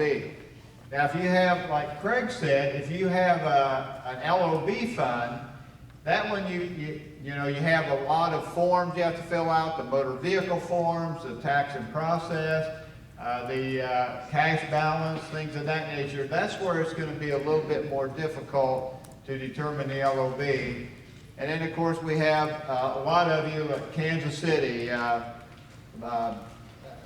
Shawnee and Misha, you guys are going to have a lot more other levies there, but at least those two main funds, the capital outlay and general fund, are going to be fairly easy to compute. The LOB would be a little bit more difficult. So as was mentioned, in your general fund, in order to levy the same number of tax dollars as you did a year ago, if your valuation increased, your revenue neutral rate's going to be something like 19.7 or 18.4, somewhere in there. And you have no choice. You have to levy 20 mils by law. So by law, you will exceed the revenue neutral rate. So if you read the statute, it references one revenue neutral rate for each entity. Well, the county clerks figured out real quick that doesn't work for school districts because you have at least two assessed valuations, one for the general fund and one for everything else. Some of you have a different assessed valuation for capital outlay because of local, I'm drawing a blank on the term, I'm sorry, but you have a different assessed valuation for capital outlay. Some of you have different assessed valuation for bond and interest because you consolidated and you've got two different bond issues being paid off. So you're going to get potentially several different revenue neutral rates, each of which you'll have an opportunity to exceed. And like I say, legally, you can do that. You just have to inform your voters that that's what you're doing. So the way that happens, your county clerk, starting next year, they don't have to do this year, starting next year, will notify each individual taxpayer of the impact on their taxes from the school district, the city, the county, the township, anybody that's levying taxes. County clerk's going to tell the individual taxpayer how much their taxes are going up. So it's not a form letter. So think about the time that's going to take them to figure out and send to everybody. They've got a system in place they could do it, but it's not designed for this. Statute allows them to inform them by email, so that'll help a little bit, but they don't have everybody's email addresses right now. So you can imagine that's going to cost a little bit. For the first 2 years, the legislature built money in to pay for that cost. After that, you get to pay your proportional share of that cost for the county clerk.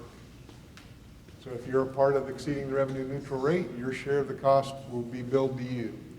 And as I said, by law, you will probably exceed the revenue neutral rate just because of your general fund. Unless your valuation went down, you're going to exceed the revenue neutral rate. It's by fund. And I say by fund, there's a caveat on that. General fund will be one, everything else may be one. They won't necessarily do LOB, capital outlay, bond, and interest separately. They can be lumped together if they're the same assessed valuation. If your capital outlay is a different valuation, which it could be, because you got neighborhood revitalization, for instance, that doesn't apply to capital outlay but does to everything else, you might have 3. You could potentially have 4 if you have another bond and interest. If you have a historical museum or a library that runs their mill rate through your budget, they're a part of your revenue neutral rate calculation. So you'll add them in. If you have a rec commission, they still run their mill rate through your budget, but they do their own revenue neutral rate publishing and hearing. You're not responsible for that for the rec commission. They've decided to treat them separately. So speaking of publishing and hearing, if you're going to exceed the revenue neutral rate, which you almost assuredly will, you inform the county clerk by July 20th, then you publish a notice to exceed the revenue neutral rate. You can do it with the same notice that you publish about the budget. And you'll see when we get to the software this afternoon, we have those two forms combined. So you just print off one form and publish it in the paper. Revenue neutral rate, you're required to publish in the paper and on your website. You might as well put them both on your website, but at least the revenue neutral rate has to be there. So you, just like before, you do that 10 days prior to your hearing. Because the intent of this is to notify everybody, and the county clerk doesn't get the information until July 20th, you can't hold your hearing prior to August 20th. There's got to be that timeline in there for the county clerk to notify everyone. Now, this year that won't happen, but you still have to wait till August 20th. And then you can hold your hearing, revenue neutral rate and budget at the same meeting. They don't have to be separate. I would probably do them at separate times, revenue neutral rate first, then the budget, just so you can prove that, yes, we did have a separate hearing for the revenue neutral rate. So one's at 7 and one's at 7:15, for instance. And we've got that built in so that you can notify people of the times and all that in the budget software. So in reality, most of you are not going to have a special board meeting in late August to approve the budget because you're trying to get school started. We're guessing most budgets are going to be approved and revenue neutral rates are going to be approved at your regular September board meeting. Everything's going to be about a month later. When your board adopts the mill rates, for the revenue neutral rate, they have to do that by resolution. So at the budget hearing, at the revenue neutral rate hearing, when they decide, yes, these are the mill rates we're going to adopt, they need to do that by resolution. And I think we have an example in the packet, don't we? So there's an example in the packet, and all this stuff that we keep saying is in your packet is also posted online. So if you lose the packet somewhere along the line, it's on our website.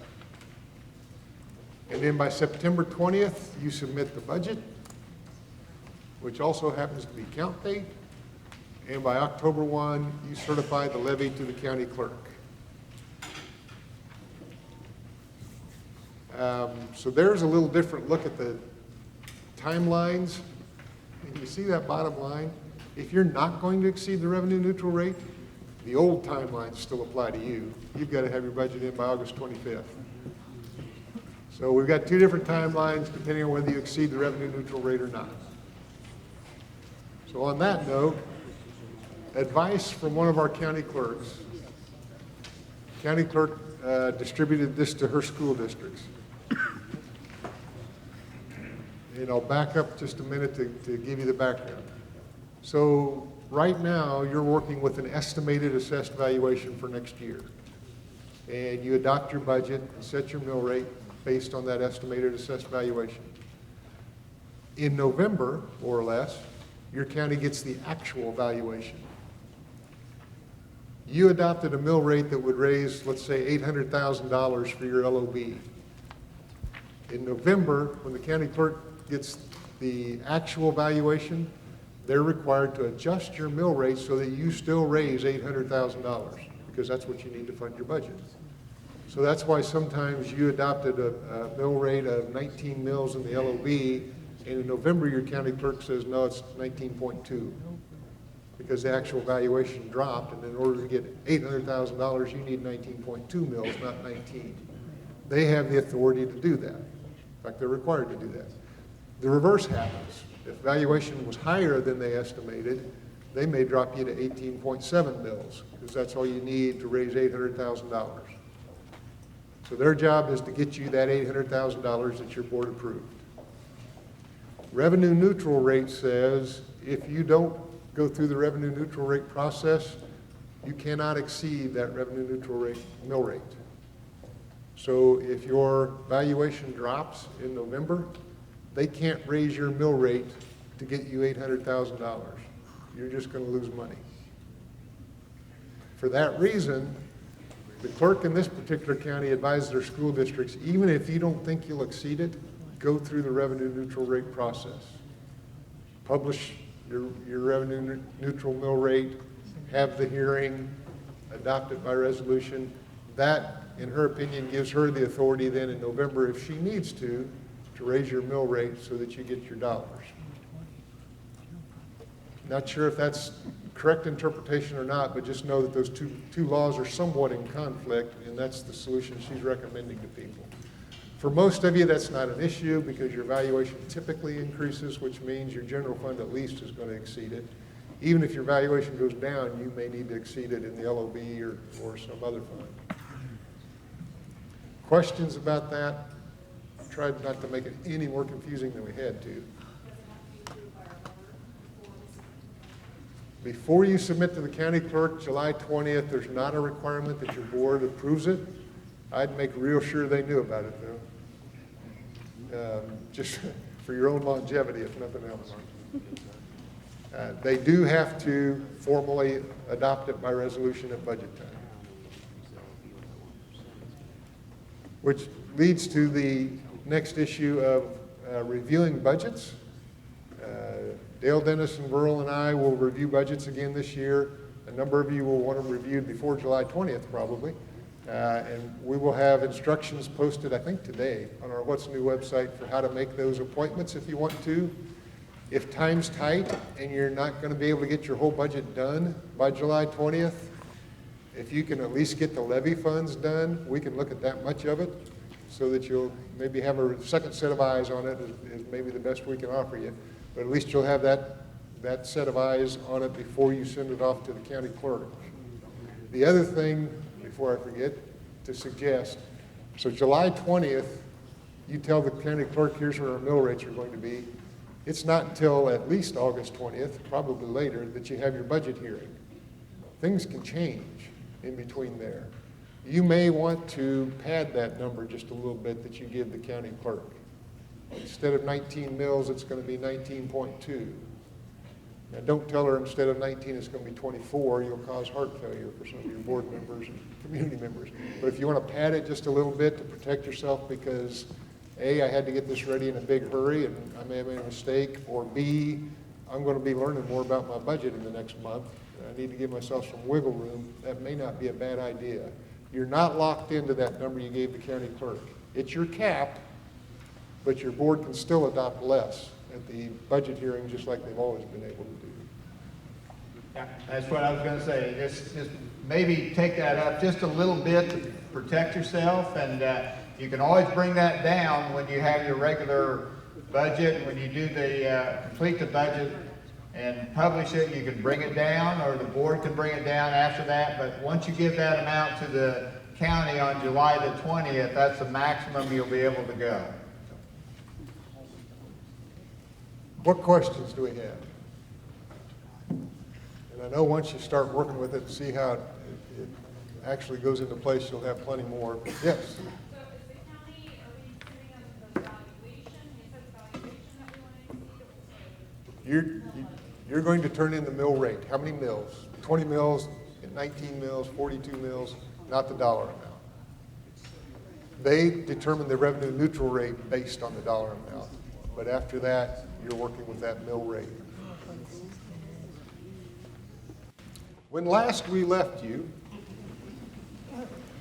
we were talking about revenue neutral rates. So we'll just go on. Any other questions on that you had a chance to think of over lunchtime? All right. Oh, okay. Oh, better than even chance. Question was, will they revisit this next year? Everything gets revisited. So it's a possibility, and that's a good point. When this originally passed in the legislature, or I'm sorry, when it originally was introduced, schools were left out of the bill. It was originally Senate Bill 13 and schools were not contained. When it got to the floor of the House, on the floor, without having a hearing, schools were put back in the bill. And as you've just seen with all our discussions, there's a reason schools were left out. It just doesn't fit well for school districts, and you already published Code 99 to tell them. But in any event, schools went back in. Some of your colleagues, one or two of whom are in this room, when they got put back in, went back to the Senate committee and testified for some of the reasons that this really doesn't work for school districts. You might want to go back to the way you had it before, but for whatever reason, they chose to leave school districts in. So you're still a part of this, and we will move forward and see what happens. The natural question that comes up from a lot of people is seeing all the work the county clerks have to do.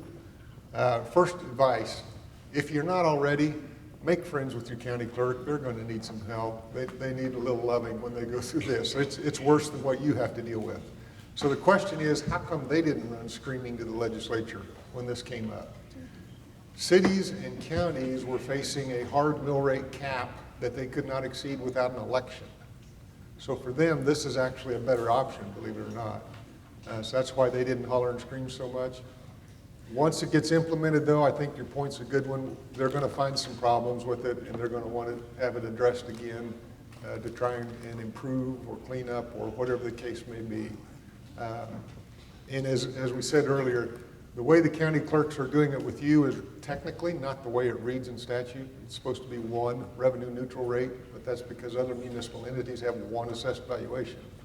Since you have multiple ones they recognized real quick, they really can't do that with you. So that's your revenue neutral rate.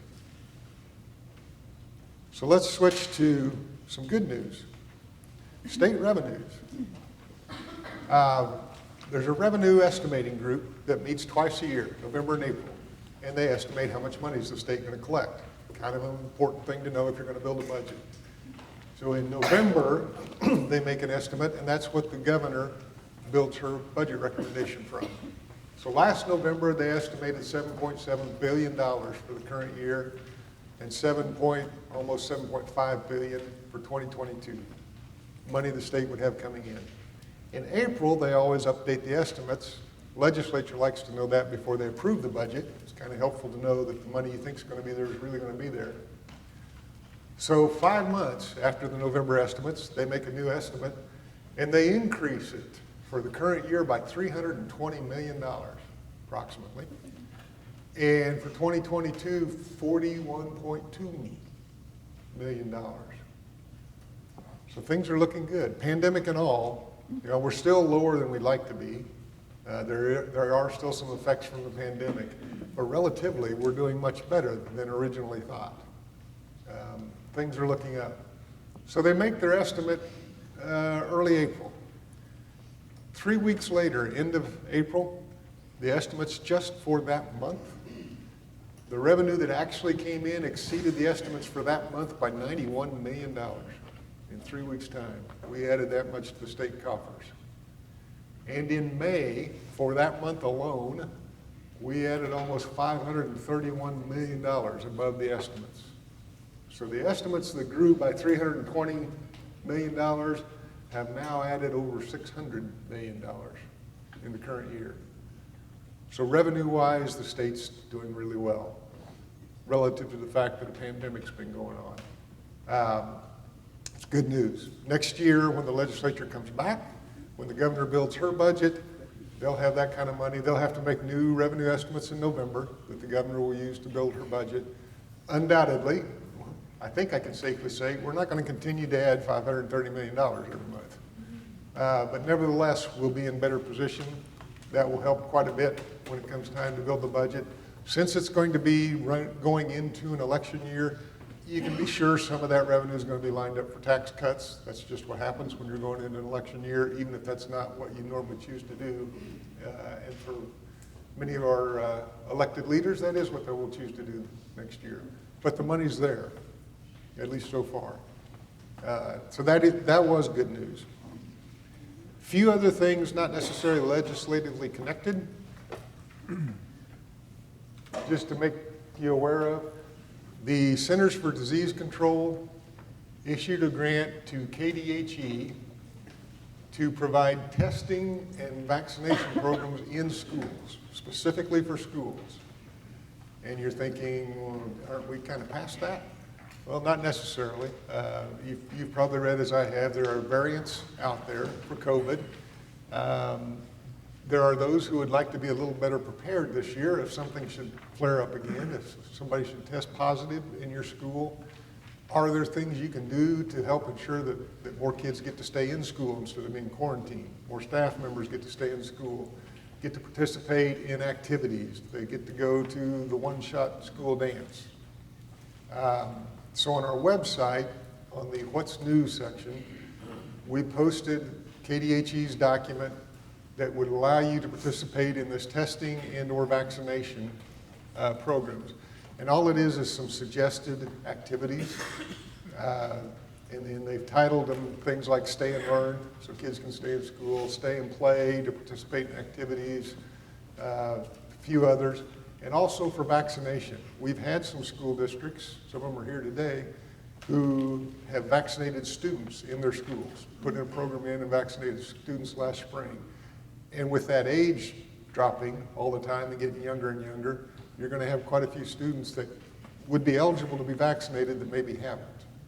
Now, in some communities, I know you can't even bring that up. You're not going to vaccinate your kids in school, that's the way it is.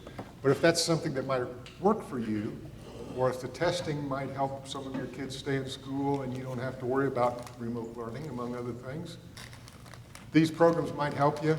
And the kicker is it's a grant, so there's money to pay the costs for the vaccination program, for the testing program, not just for the supplies, but also personnel.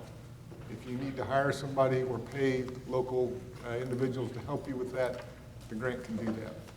So you can find the document on our website. It's not our grant, but there's information in the document about who at KDHE to contact. If you're interested in that, it could be helpful for you. Early childhood funding. So in the last couple of years, for the first time, we had more applications for the Kansas Preschool Pilot Program than we had money. So the issue becomes, okay, how do you decide how to allocate those funds fairly?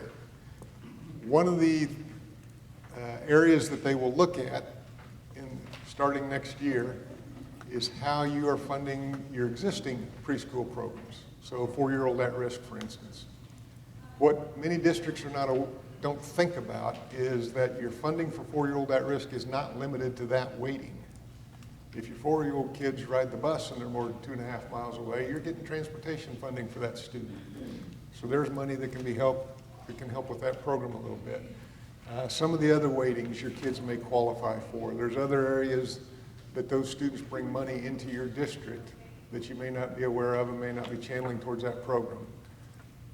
So they will have a form, they've developed one already, to help you track that through your budget. Next spring, when you apply to KPP, they're going to want to see how you spend that money. That's not a gateway to say, yes, you qualify or no, you don't. That just helps helps our program people make better decisions about how to help you with the Kansas preschool funds. So just be aware that that will be coming, and the purpose is not to say, yes, you get money or no, you don't. It's how can we better direct the KPP funds to help your program. Budget advice and statute compliance in your packet, and it's been posted on our website for quite a while, but we specifically printed it off because people changed, a lot of new folks. There's a document. It's basically frequently asked questions on budgets and the statutes that apply to them. And Burl and I argued back and forth all spring over who has to explain this, and I've got the short straw. One of the things that's in there, we're only going to highlight one because we get this question every year, multiple times. My board would like to buy t-shirts for everybody on the staff. We'd look sharp, everybody gets the same, just a nice little gift for faculty and for classified staff members. Great idea. We'd like to give everybody a turkey at Thanksgiving, just to show our appreciation. We're all part of the family and one big team and so forth. There is no authority to spend school district funds on gifts for employees. And in fact, there is a court case from, give them the year. I think 1947. Clarify, I don't point at Earl because he participated in the vote. He just happens to know that number. So it's been around a while. You cannot spend district funds to purchase gifts for your employees. If your student council has student funds and they want to buy a t-shirt for every teacher, they can do that. It's student funds, they can choose how to spend it. But you can't spend district funds. And so typically what happens is we get the call from a district and they say, they don't ask, can we? They ask, so how do we do that? How can we pay for that? What fund do we take it out of and so forth? And we have to tell them, well, you can't do that. There's no authority that allows you to do that. And it gets quiet on the other end of the phone. And we know the reason is they're thinking, so how many of my neighbors do I squeal on? Because they've been doing this for 20 years. Just because everybody else is doing it doesn't make it legal. So this is our time to tell you, you really cannot do that legally. If somebody wants to donate money and give gifts, that's fine. That's not district funds. Does time of year matter? When we jumped in that fray a little bit, you know, when it was coming out from some of the board clerks, and some of them were kind of interesting, the remarks. They said, well, we give it at Christmas, and it's okay if you do it at Christmas. Another one, Mark, that was kind of interesting, he said, our CPA didn't catch it, so it must be okay. So anyway, there was a lot of different answers on that, but we try to tell people about that. Like Craig said, that's been on the books for a number of years, and there's other ways to do it rather than just giving out gift cards. I guess the big one now is chamber cards. Chamber cards, where you have to go to the local businesses and so on. So again, though, if you give it away, if you purchase them and give them away, it's technically not legal. So we tell you that not to be a downer and rain on your parade, because we know that you're just trying to do nice things and help people out. But when you call and ask us, can we do this or can we do that, we have to give you the legal answer. So there you have it. Or as close to it as we can get, anyway. And both of us will tell you, we each worked in school districts before we came to the department. When we got to the department, we found out all the things we used to do in our school district that we couldn't legally do. So we're no different than anybody else in that regard. We already talked about raises and what you might be doing there. So we've been through legislation, all those other issues that are new as far as ESSER and home economic survey and so forth. And we're finally done with all that stuff. Yay. Somebody tell me, what's the name of this workshop? Budget. Why don't we spend some time on the budget? We are ready for that. And the first answer is Monday. That's our target to have the software ready for you, is this coming Monday. When it comes out, you'll get the usual email letting you know that it's on our website. You'll download it. When you download it, you'll get a file on your desktop that's zipped, and you've got to unzip it.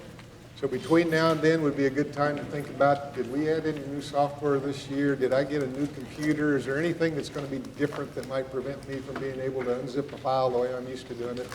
Check with your IT folks to make sure you can do all that. And then when you get the file, you download it, you open it, you start to work with it. Don't change the name of the file. You don't want to have Craig's budget and Burl's budget, so you'll each know which one you're working on. All those files are linked, and if you change the name of the file, the links don't work. They don't know what they're looking for. If you start seeing #ref in the cells on your budget, that means something's broken somewhere. And if you catch it early enough, really early, you may be able to stop that and go back a couple steps and not lose everything you've done. But frequently, when you get to that point, there ought to be a better way to say it, you're kind of at our mercy.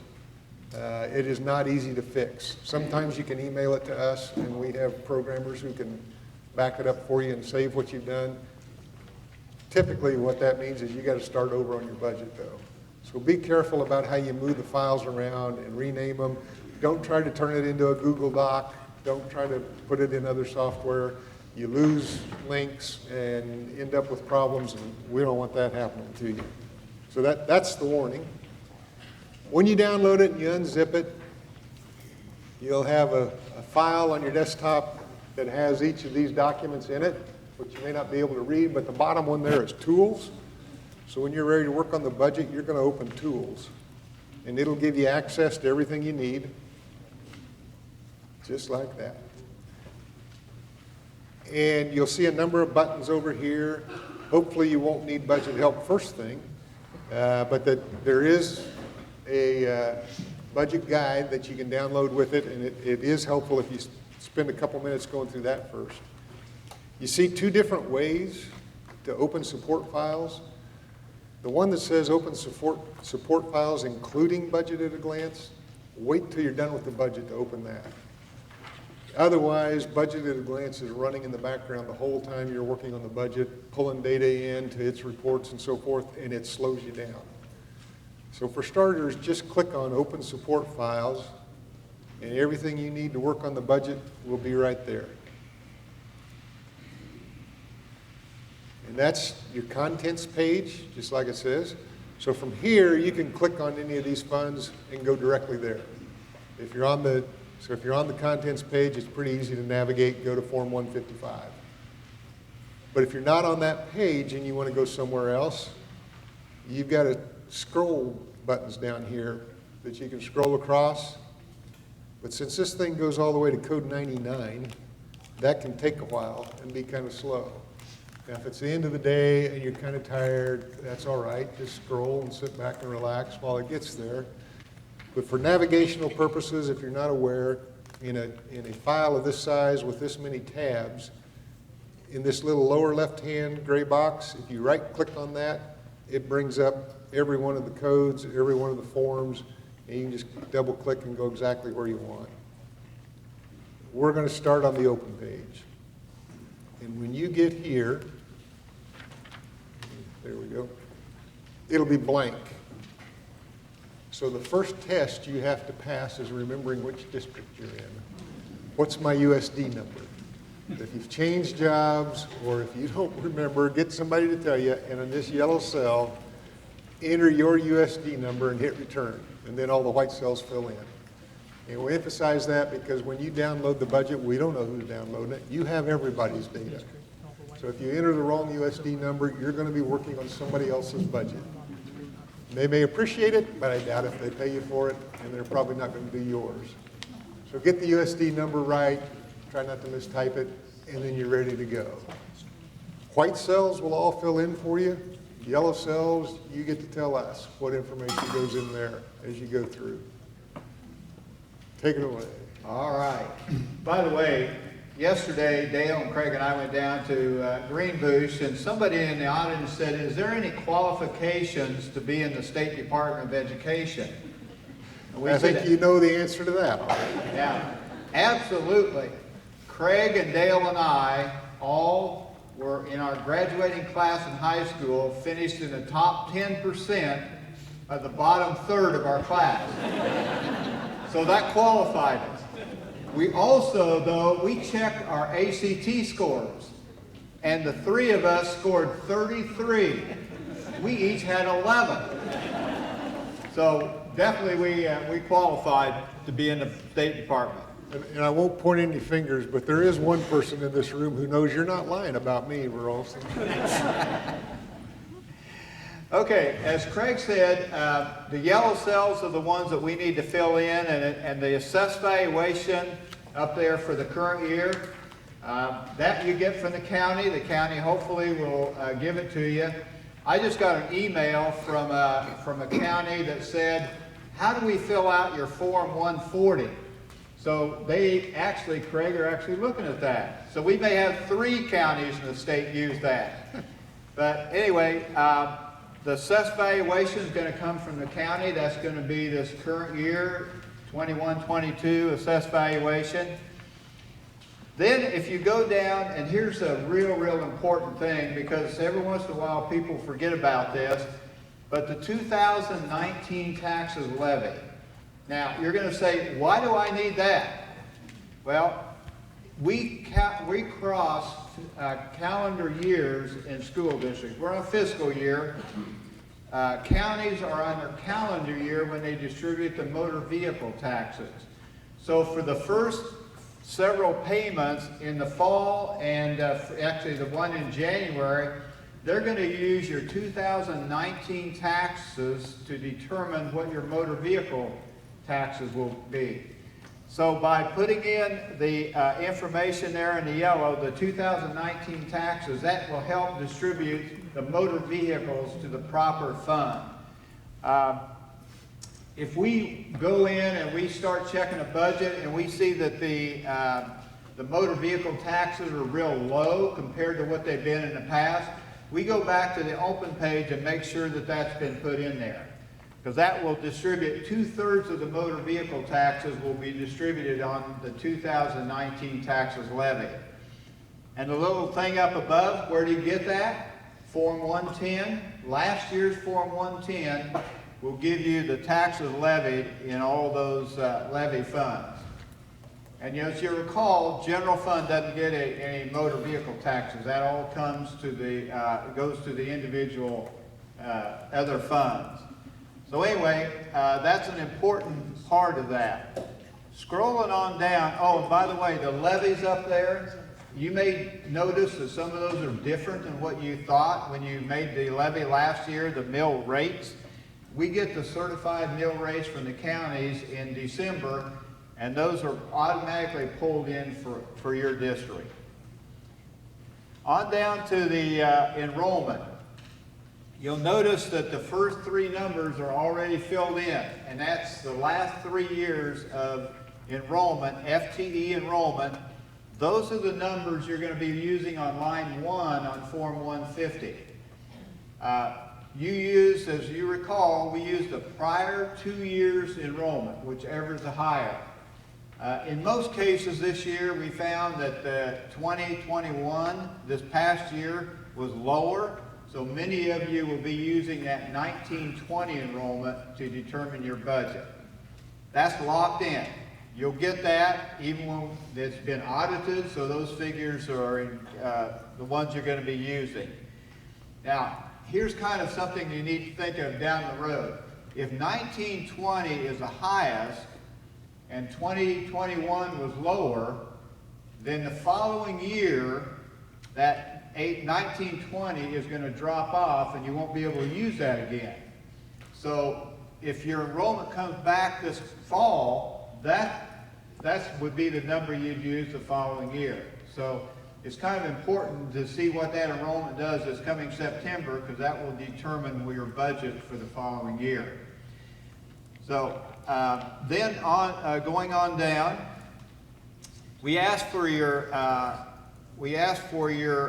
estimated FTE for this current school year, 21-22, but that's only for information purposes. It's not used in the calculation. It's just used in some other calculations that we do. Also, the head count. Why do we need the head count? Well, that head count would determine your at-risk funds. Once you get that household economic survey form back from kids and families and so on, you'll compare that to your head count, and that will determine if you get the high at-risk weighting. If you go over 35%, then you're going to get some high at-risk weighting. If you're under 35%, you don't. So anyway, that will be, that's the reason that head count is in there. Again, that's an estimate. Once we get that head count, when you do the audit, then we'll recompute those state aid rates for at-risk. Going on down, the number of 4-year-old at-risk kids. Here's probably the most common error that we found on that. If you'll notice on those 4-year-old at-risk kids, those are counted as 0.5. So if you have 20 head count, 4-year-old at risk, it'd be 10 FTE. We have a lot of folks put in the full head count rather than the FTE on that one. Okay, on the number of eligible students that qualify for free meals. Now that's going to be, as Craig mentioned this morning with that household economic survey, that's going to be kind of exciting in a way this year to make sure that you can get those numbers up and cover what you've been getting in the past. And if that number comes down, that's about $2,200 per student that you won't get.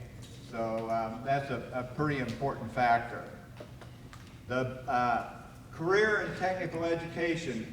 We talked to our auditing team here a couple weeks ago after they finished auditing, and they said probably one of the most common errors that's made when the auditors go out there is counting the vocational or career and technical education hours.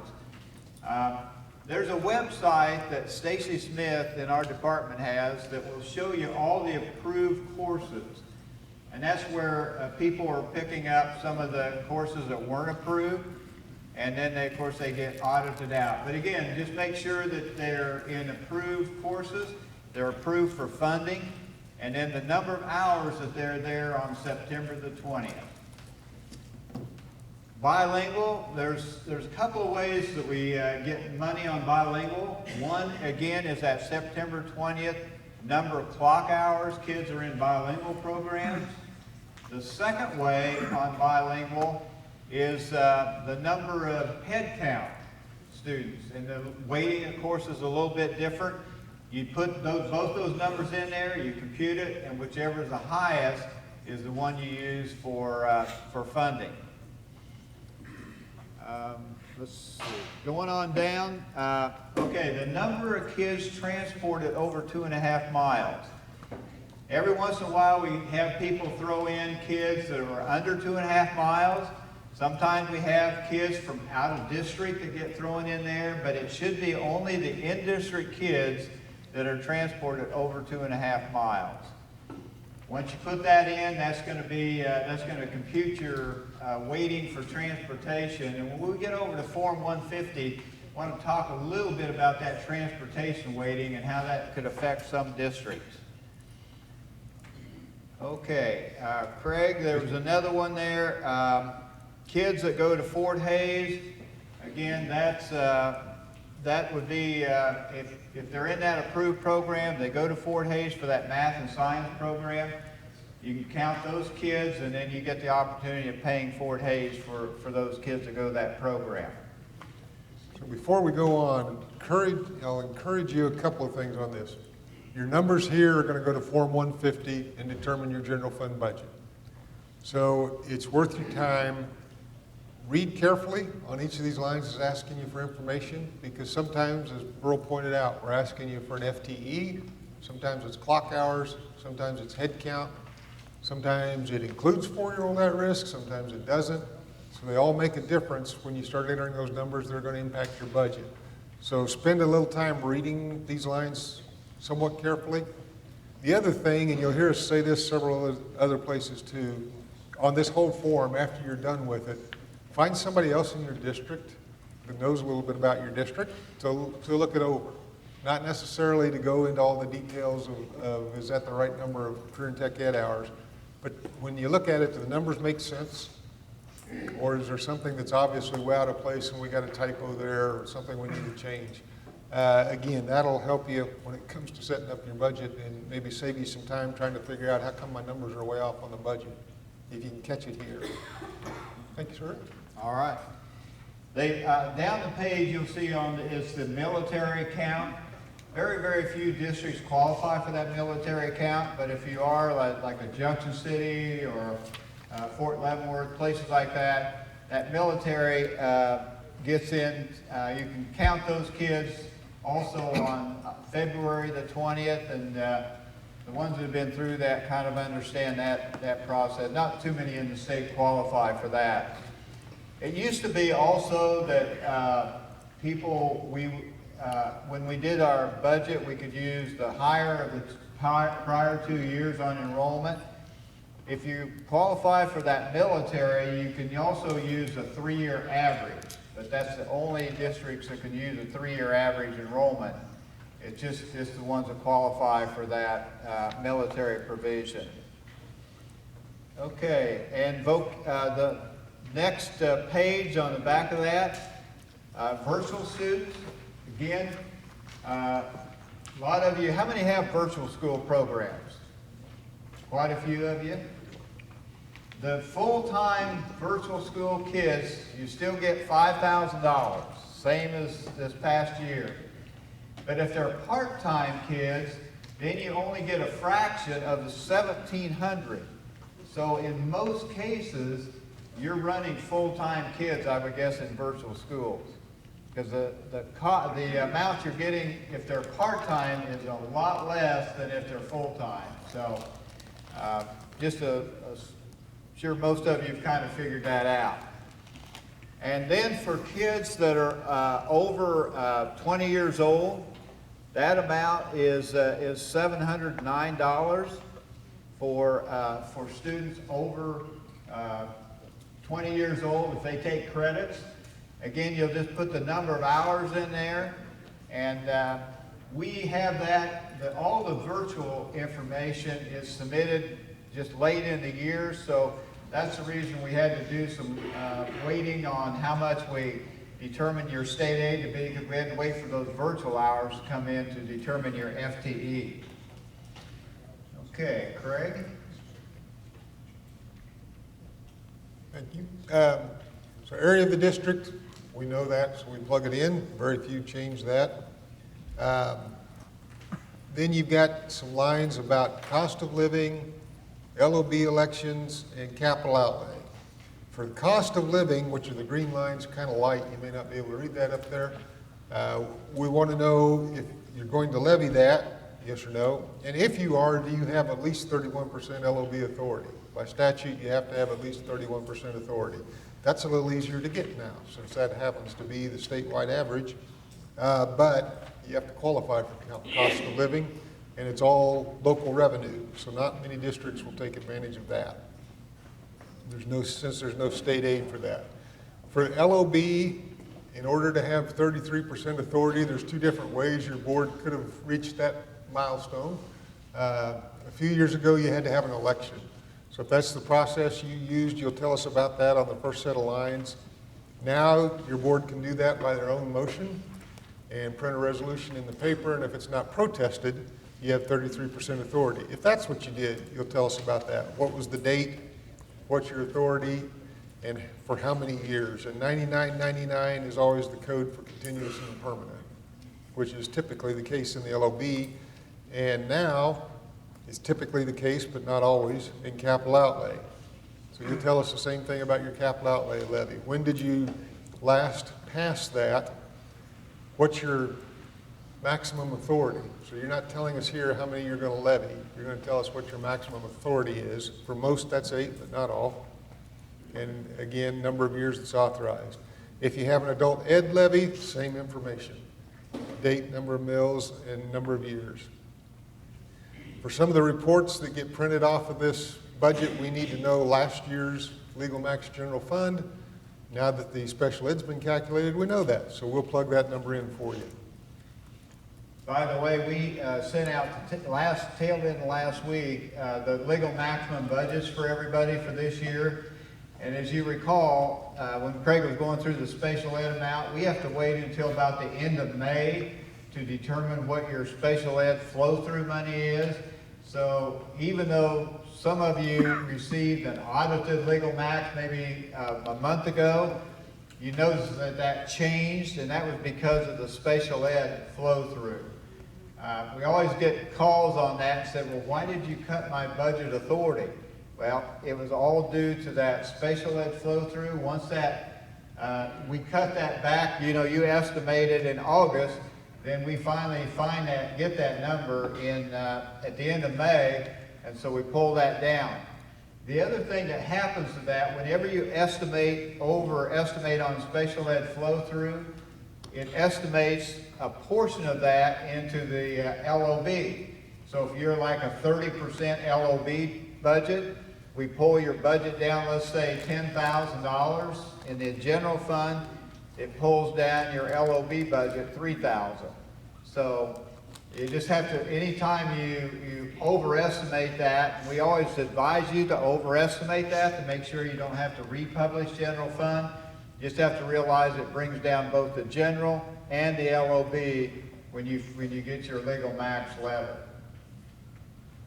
So right underneath the general fund budget, if you receive federal impact aid, you'll tell us on that line your estimate of 100% of the amount you're going to receive. Don't give us the 70% amount that goes against the general fund. Give us the full amount, and the software will do the math from there.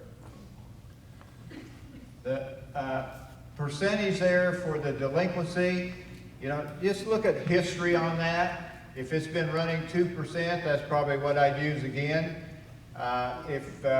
Some people will go ahead and maybe bump that up 1%, maybe take it to 3%, because you really don't know what your delinquency is going to be this coming year, so it's just an estimate.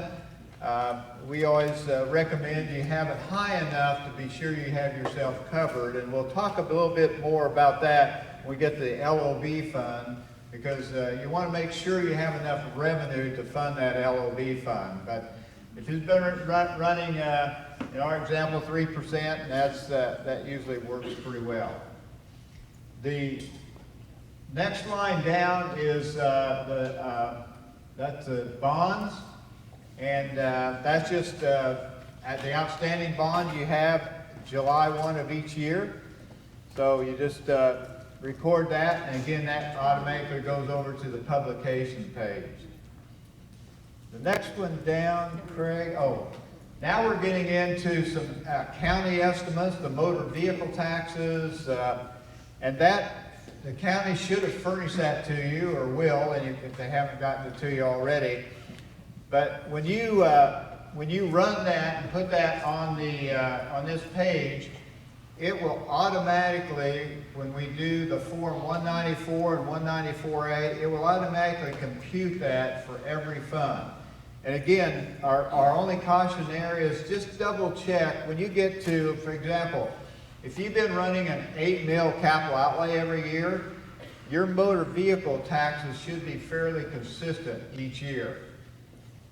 The only other thing on that is on motor vehicle taxes, because we're a year behind, if you start a new levy, let's say you start a new bond levy, it takes 18 months to start getting in motor vehicle taxes. It just takes a while to get those in the first year and a half. But again, I just double check, see what you've gotten in the past, make sure that the numbers the county gives you are kind of in the same ballpark. If the county underestimates, there's ways you can kind of offset that.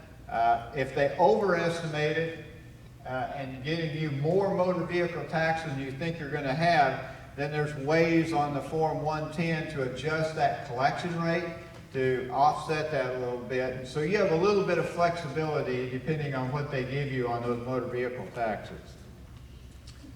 Okay. So under that table, this is where you tell us how many mills you're actually going to levy this year in your capital outlay. So if you have 8 mil authority, are you going to levy all 8? Are you going to levy 6? Whatever that case may be, you plug this in here, and we'll use it later to determine your state aid. Same thing for if you have an adult ed, tell us how many mills you're going to levy.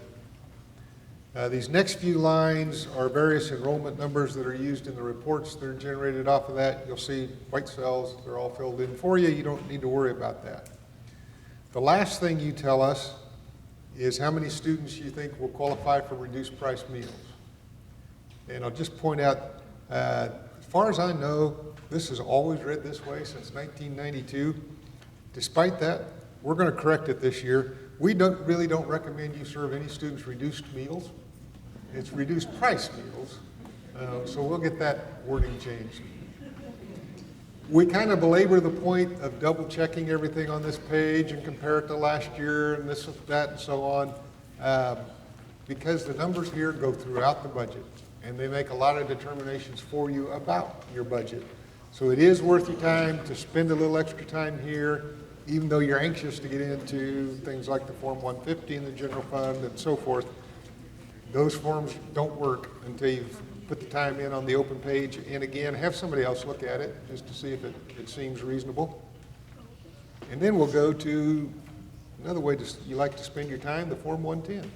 All right, Form 110, the yellow sheet, we'll kind of kick that around a little bit. How many are in just one county? Just have one county. You're getting paid extra if you have to only deal with one county. How many are in 2 or more counties? 3 or more counties? 4 or more counties? 5? Wow, 5 counties. I'll tell you what, you deserve extra pay on that. You're going to get a Form 110 from every county, hopefully.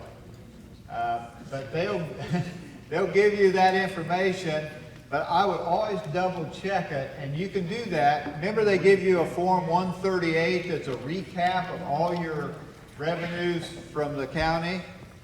Most of them give you a Form 138. You can double check your Form 110 from that sheet. But anyway, line 2 is the taxes levied. And this year, you know, the county is giving you the revenue neutral rate. They're giving you the assessed valuation from this current year. For the new year, they're giving you assessed valuation. They're giving you that revenue neutral rate. If you multiply those, take that revenue neutral rate times the new assessed valuation and divide by 1,000, then that's going to give you the taxes that they say you levied last year.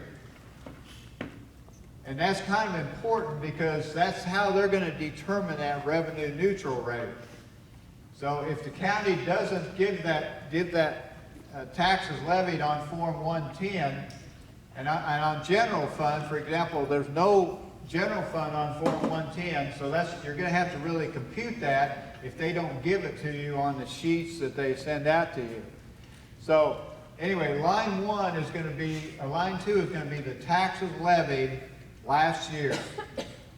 And then line 2, by the way, you're going to need to, if you got 5 counties, or even 4 or less, you're going to have to enter that data on the open page for the separate counties. Craig, I tell you what, when you print that out, you have a small notebook. But anyway, you'll need to enter that for each county, and then it'll bring it over to the combined page, and then you can look and make sure that the taxes that you levy make sense and is what the county has told you. But anyway, on line 3 then, you put in a delinquency. And again, just like the open page, this delinquency is for taxes that were paid last year. So if you've been, again, running 2%, normally, that's what I'd probably put on and just put in 2%. In our example, we have 1% because we have a county that pays, there's very few delinquent taxes. But anyway, that could be whatever your district is running and what you've ever done in the past, you can put on line 3. Line 4, 5, and 6, here's a good way of double checking that. If the county gives you the 110, a good way to double check that is take that 138, Form 138, and go to the ad valorem taxes for January, March, and June. And those should be what they give you. In fact, if they don't give you a Form 110, you can go ahead and compute the taxing process by pulling the ad valorem property tax for January, March, and June.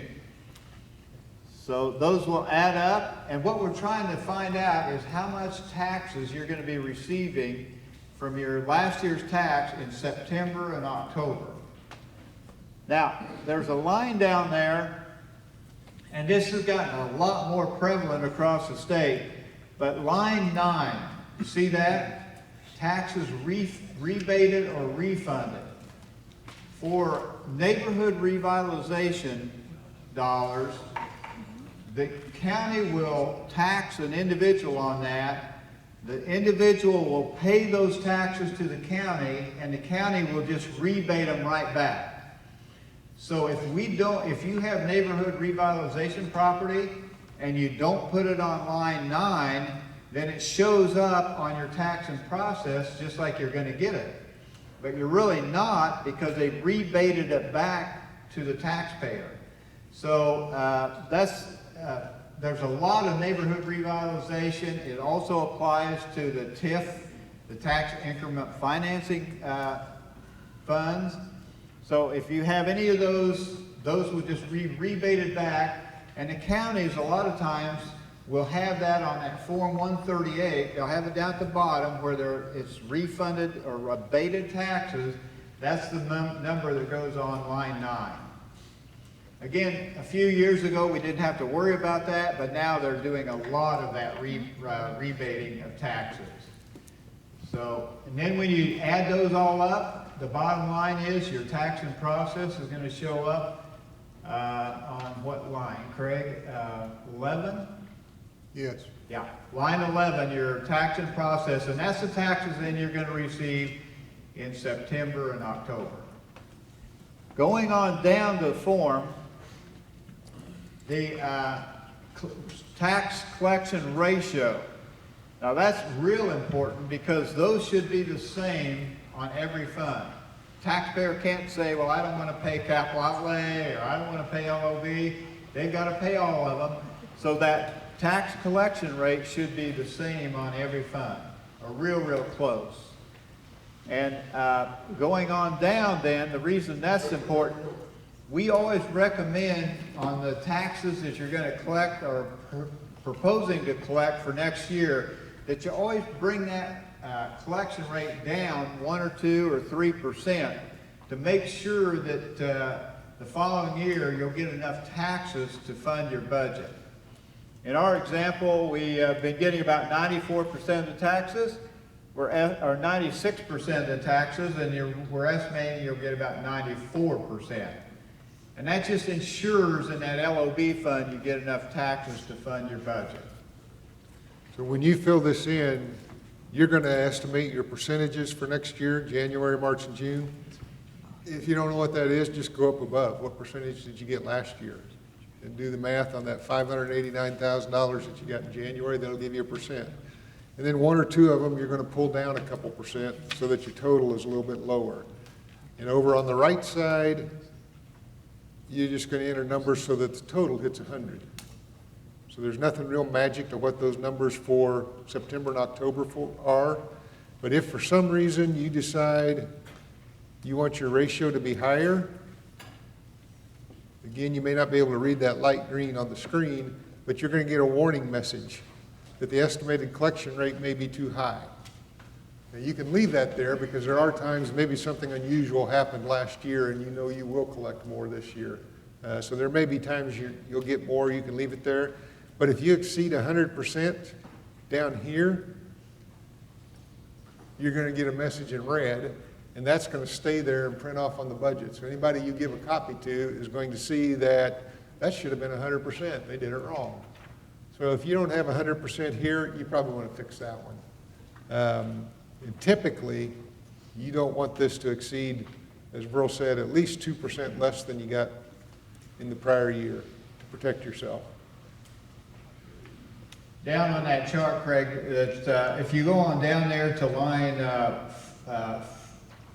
3, line 3 down at the bottom, it has your general fund assessed valuation for this coming year. And this is one place you can pick up the taxes levied, the estimated taxes for next year, because it multiplies the 20 mills times that new valuation.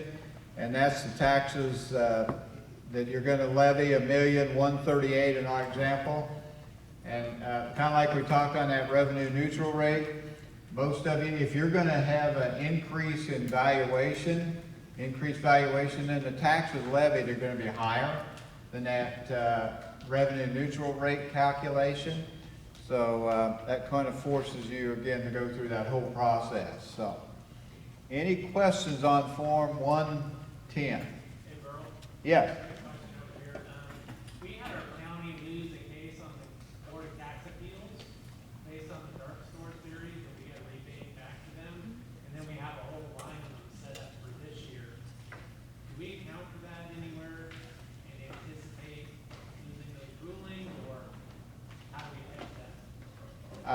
they've appealed their taxes and so on?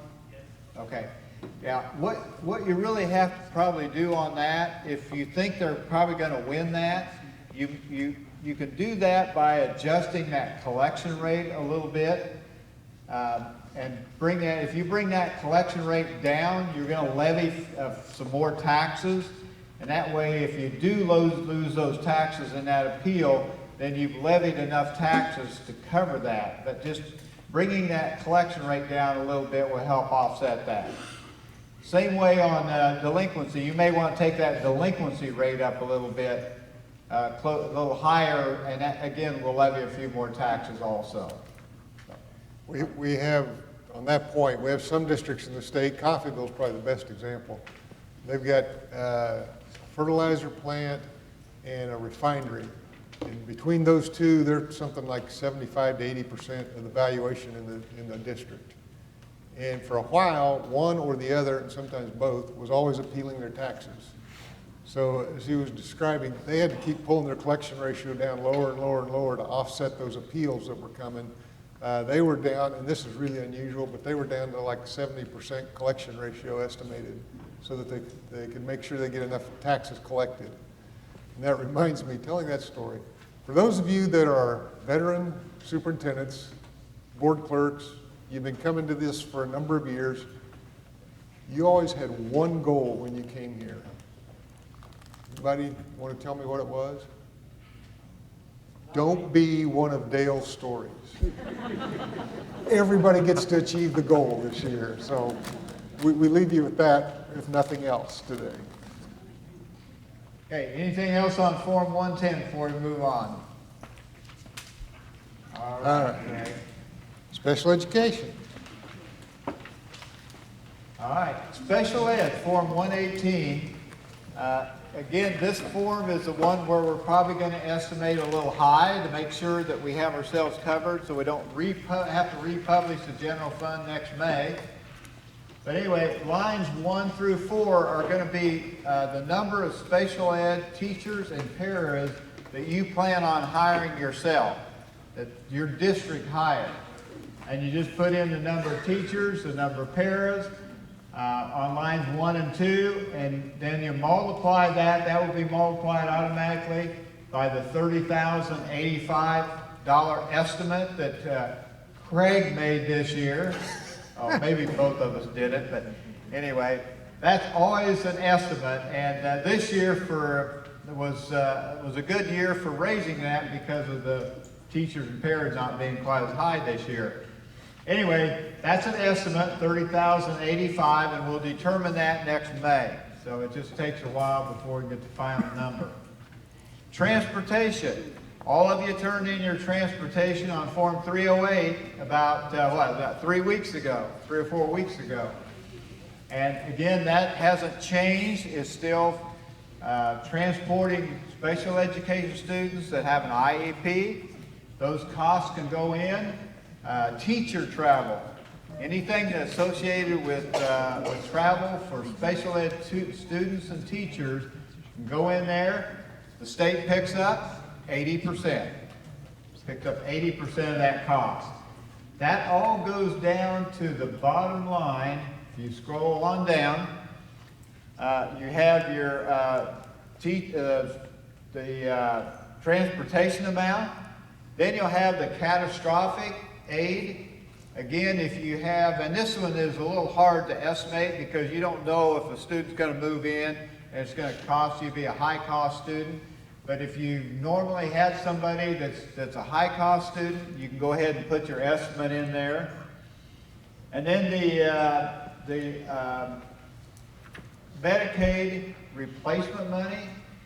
Again, that was this year, I believe, $637. And so you can estimate that. You kind of have an idea how much that is each year, and it should stay fairly consistent. And that started changing a couple of years ago. Before that, this money always went to the interlocal co-op directly. Medicaid changed their process, so now quite a few school districts are receiving Medicaid replacement aid, and then you pass it on to the co-op or interlocal. So you may have money to enter there that you haven't in the past. Okay, then the next one, down there on the next line is the amount that flows through from your district to the co-op. We send that state aid out to you, you just put it in general, transfer it over to special ed, and then on to your co-op. So that one again, usually the co-op will fill that out. It's a Form 120A. The co-op will fill that out, and probably the most important thing there is ask the co-op what percentage they're padding that. So if they're padding it, let's say 5%, then you got a little bit of room there in case we pay you a little bit more. But anyway, some districts like to take that up. Some like to go ahead and use it fairly close. And anyway, whatever the county, whatever the interlocal or co-op estimates for that for your district, and they split it up based on your assessment, and it just flows through your district, like I said, and on to the co-op. That's the total amount. That's going to be the one that's going to come over to Form 150. Speaking of which, Form 150, let's see what our budget is. All right, line 1, we've already, if you look down this, remember if it's a yellow cell, you fill it in. If it's a cell that's already, if it's white, then it's going to be filled in automatically for you. And Form 150 is almost done.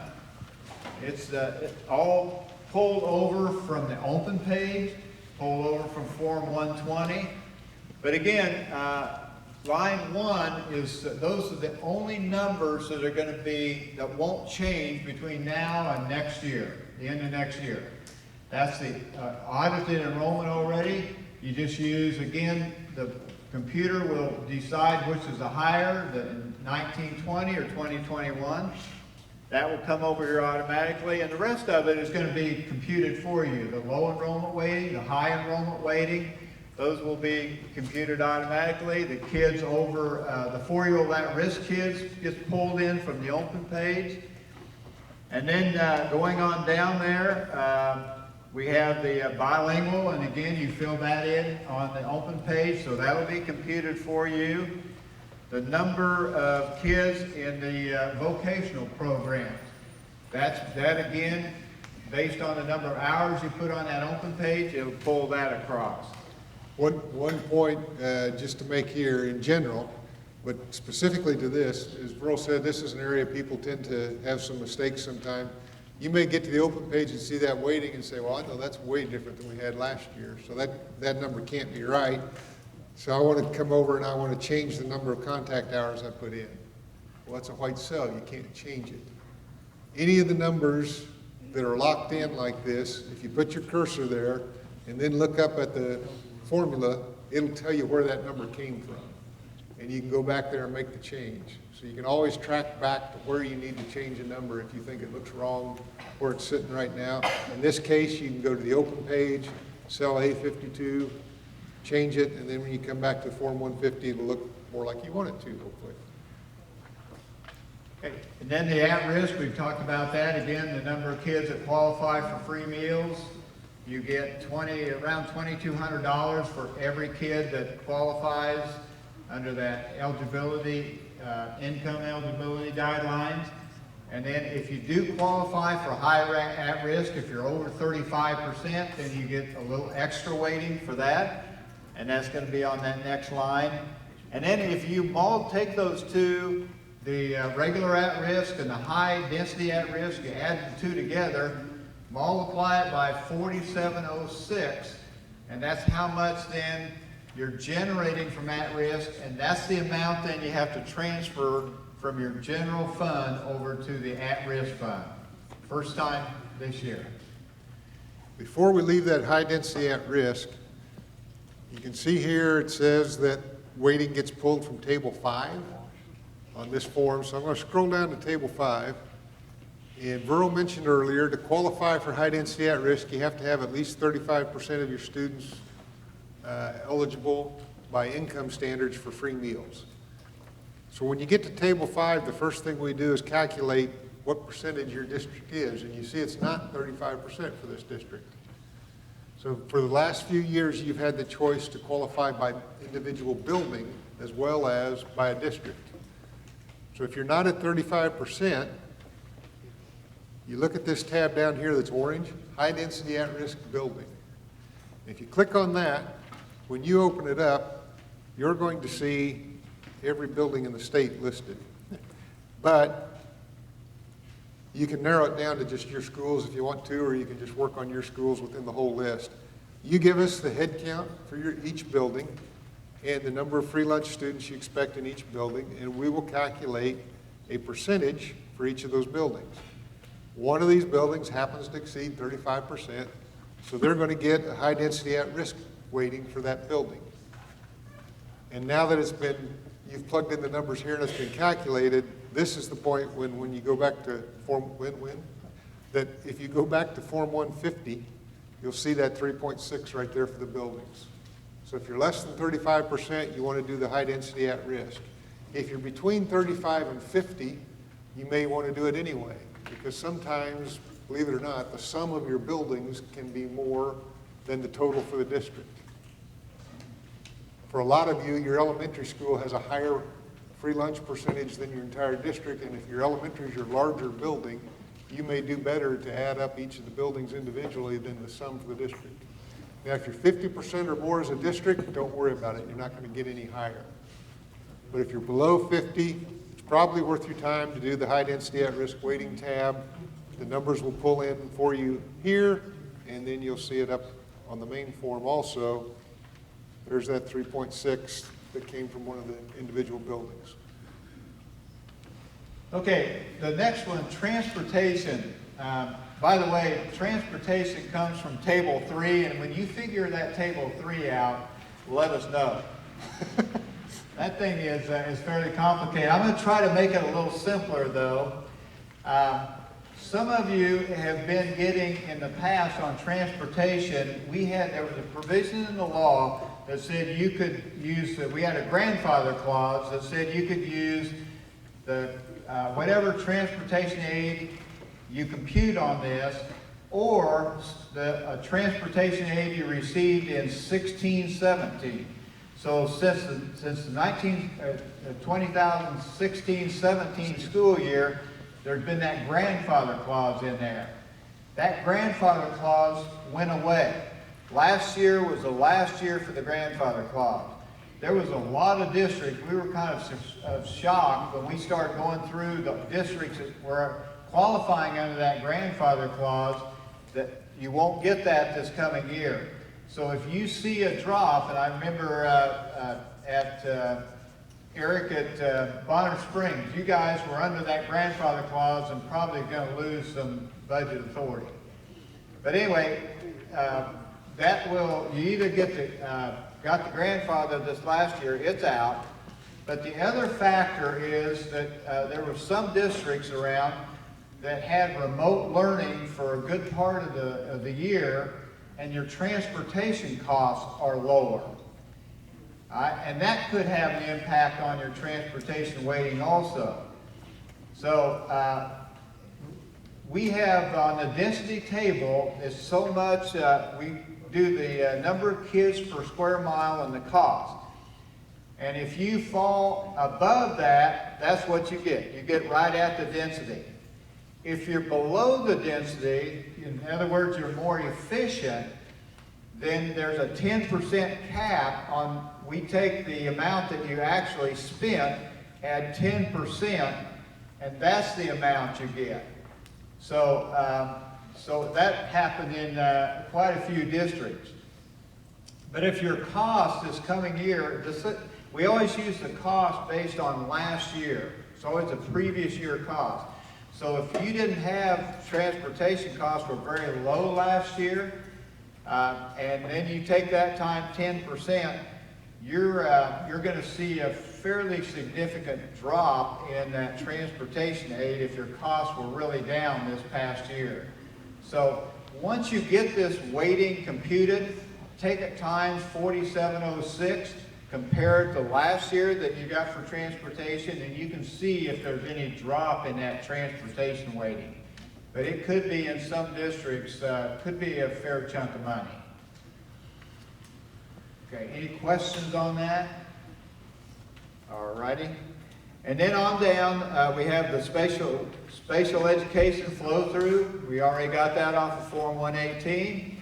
The virtual aid, that's already computed. Once you put your virtual hours in and number of kids, that pulls over across to this form. And then finally, you get down to your general fund budget for next year. And how many estimates are on that, by the way? All of them except line 1. Everything else is estimated. So we always advise you estimate maybe a little high on some of those. For example, like the kids on free meals that qualify for that, you know, $2,200 a kid. If you got 10 kids, that's $22,000, so it can jump up fairly quickly. Then if you go on down to the bottom of the page, then we compute the general fund budget for LOB purposes. And that's down on the very last line. And you'll notice there's a difference between the general fund budget that you get and the general fund budget for computing LOB. And a lot of you mentioned you had virtual programs. That virtual aid is pulled out of that calculation. Legislature evidently didn't want us to get additional LOB authority because of all the virtual programs or virtual kids we were running through the general fund. So anyway, that's the reason it's a little bit less. That's not included. Any questions on Form 150?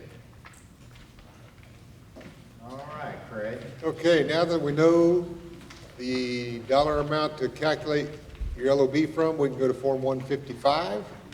Relatively short little form. And again, most of the information is entered for you. One thing that'll look different this year is that 31%. Everybody has authority to go to 31%, so that's what we start with. If your district has authority for 33%, you told us that on the open page, and you'll see it here on either line 2 or line 3, depending on how you acquired that authority. If you get here and you don't see 33%, you think you should, go back to the open page and fill in those lines about date and percentage that it asked for there. Line 4 is just the maximum of those 3 above it, what was the largest number. And line 5 is the amount you told us back in March. You had to tell us by April 1, so that's why it says April here. What amount did you tell us would be the maximum? And we'll plug that in, and that amount becomes your cap. So we then take your legal maximum times that $8,874,000, and that gives us your maximum LOB budget for the year. If that's the amount you want to adopt, you can just leave the form right there. You don't have to fill in anything on the next line. If for some reason you want to adopt less, keep your mill rate down, you don't think you'll need that much money, whatever the case may be, you'll enter a smaller number on line 7. If you want to enter the maximum amount, you can re-enter it, but if you leave it blank, we're automatically going to take line 6. The other thing that's on this form, down below there, are those transfers that you're required to make into the at-risk fund and the bilingual fund from LOB. And those are based on the percentage of your general fund that's attributable to those 2 weightings. So that amount will be shown here on your budget. Now, as the year goes on and you have your audit, your weightings change, which means these dollar amounts change. So on our legal max spreadsheet that's on the website, that spreadsheet that's got all your weightings across there, 412 columns or whatever it is, one of the tabs at the bottom is the LOB transfers, and it'll tell you after your audit's complete, now how much are you really required to transfer this year. Typically, it's going to be a smaller number because you tend to overestimate on your budget, but not always, maybe a higher amount, and if so, you probably want to know that. So it's calculated for you and is always available on our website. Any questions on the 155? All right. Okay. The next form is going to be Form 162, and this is going to look a whole lot different than what we've done in the past. This is the food service revenue estimate, 162. You'll notice that we put everything down pretty much in the federal funds, since everybody's being fed free this year. The federal revenue is going to take a big jump. Your revenue from students is going to take a drop, but in many cases, the revenue from the federal is going to more than offset that revenue you're losing from the kids. In fact, most of you will be actually getting more money on that. And they're estimating right now $4.50 per meal. That's going to be a pretty good shot in the arm for some districts. That $4.50, by the way, we will know in July, probably another 3 or 4 weeks. We'll know the exact amount. USDA hasn't notified us yet on the exact amount, but it'll be real close, we think, to that $4.50.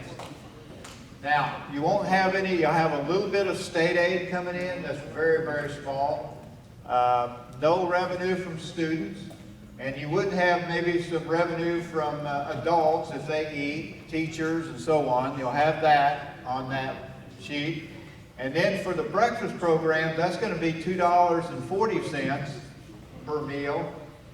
But what it's going to do is going to provide you in that food service fund this year with more revenue than you've been getting in the past. So there's several things you can do. One, if you have some food service equipment that you want to buy and you've kind of held off, this year would probably be a good year to do that because you're going to have some additional revenue. The other thing you can do is, and we're going to show you on the food service fund, we're going to budget a transfer over there, but that's only an estimate. If you don't want to transfer as much because of that additional revenue you're getting in the food service fund, you could back off of that transfer. So there's several things you can do, but that really, this form changes dramatically from what you've had in the past. The only thing you have to keep in mind, if you, let's say you reduce the transfer this 1 year, what happens the following year? Will the Fed still allow everybody to eat free? We just don't know. So you have to have kind of a little plan there that if they go back to the normal process, then that revenue that following year could drop. So just spend it wisely, I guess is our advice. When you're contemplating how to spend it, somebody who did these workshops for 28 years used to tell us, if nothing else, feed them something better than chicken skins and rice. This is your year to kind of dress up your menus a little bit and help the kids out. Steaks this year, but back to chicken skins and rice the following year. Anyway, that'll be a little different. The next form on Form 194. 194 and 194A. The neat thing about this one is if you get the form on the open page filled out properly, you get the motor vehicle taxes from the county. This form is going to be computed for you. And it really just distributes the motor vehicle taxes to each fund. So very, very simple and easy to do anymore. And when we used to do this by hand, it was very difficult, but now it's just automatically done for you.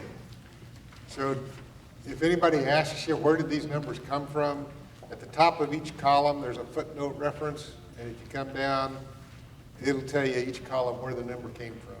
So if you have to walk it through with anybody, hopefully you'll be able to do that, including yourself. It's worth 2 minutes of your time. 195, we're going to give you some state aid if you qualify. So driver education, our estimate for next year is $120 per student. You just tell us how many students you're going to have. Motorcycle safety program is $90 per student. Again, tell us how many students you expect to have. Capers, a little different. We start with the amount of capers that was flowing through your budget last year. We'll increase it by a percentage based on the state's allocation. How much more are they going to run through the formula?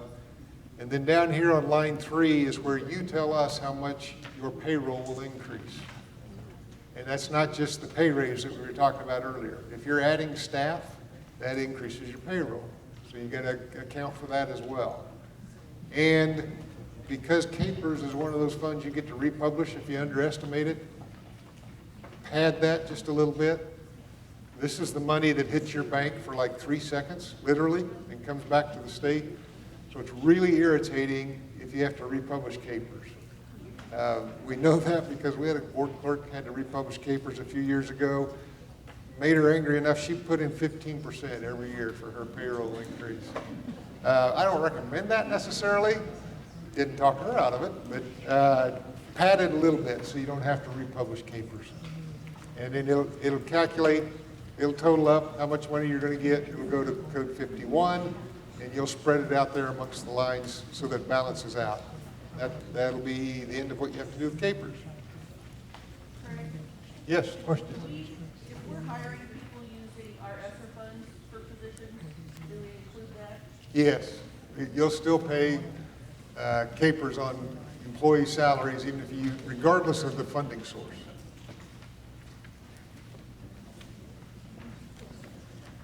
Okay, Okay, Craig, I think the next one is Form 239, and that's the state aid for your LOB fund. Again, this is going to be pretty simple. That Form 155, your budget's going to come over here. We have the state aid rate computed for everybody. And probably the only little hooker here is that if you had an overpayment from the prior year on LOB, you need to put that on line 3, and that'll give you then the state aid estimate for next year.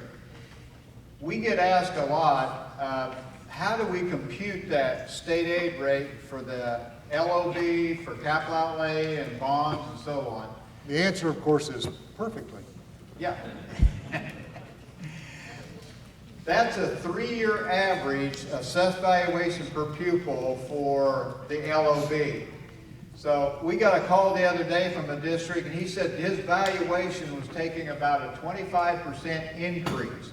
He wanted to know how that impacted the state aid in his LOB fund this coming year. There's no impact because we're using the prior 3 years assessed valuation per pupil, so his state aid rate will still stay the same. He'll get those added valuations to reduce that mill levy for 1 year. And then it's really going to take 3 years for that higher valuation to feed through this formula.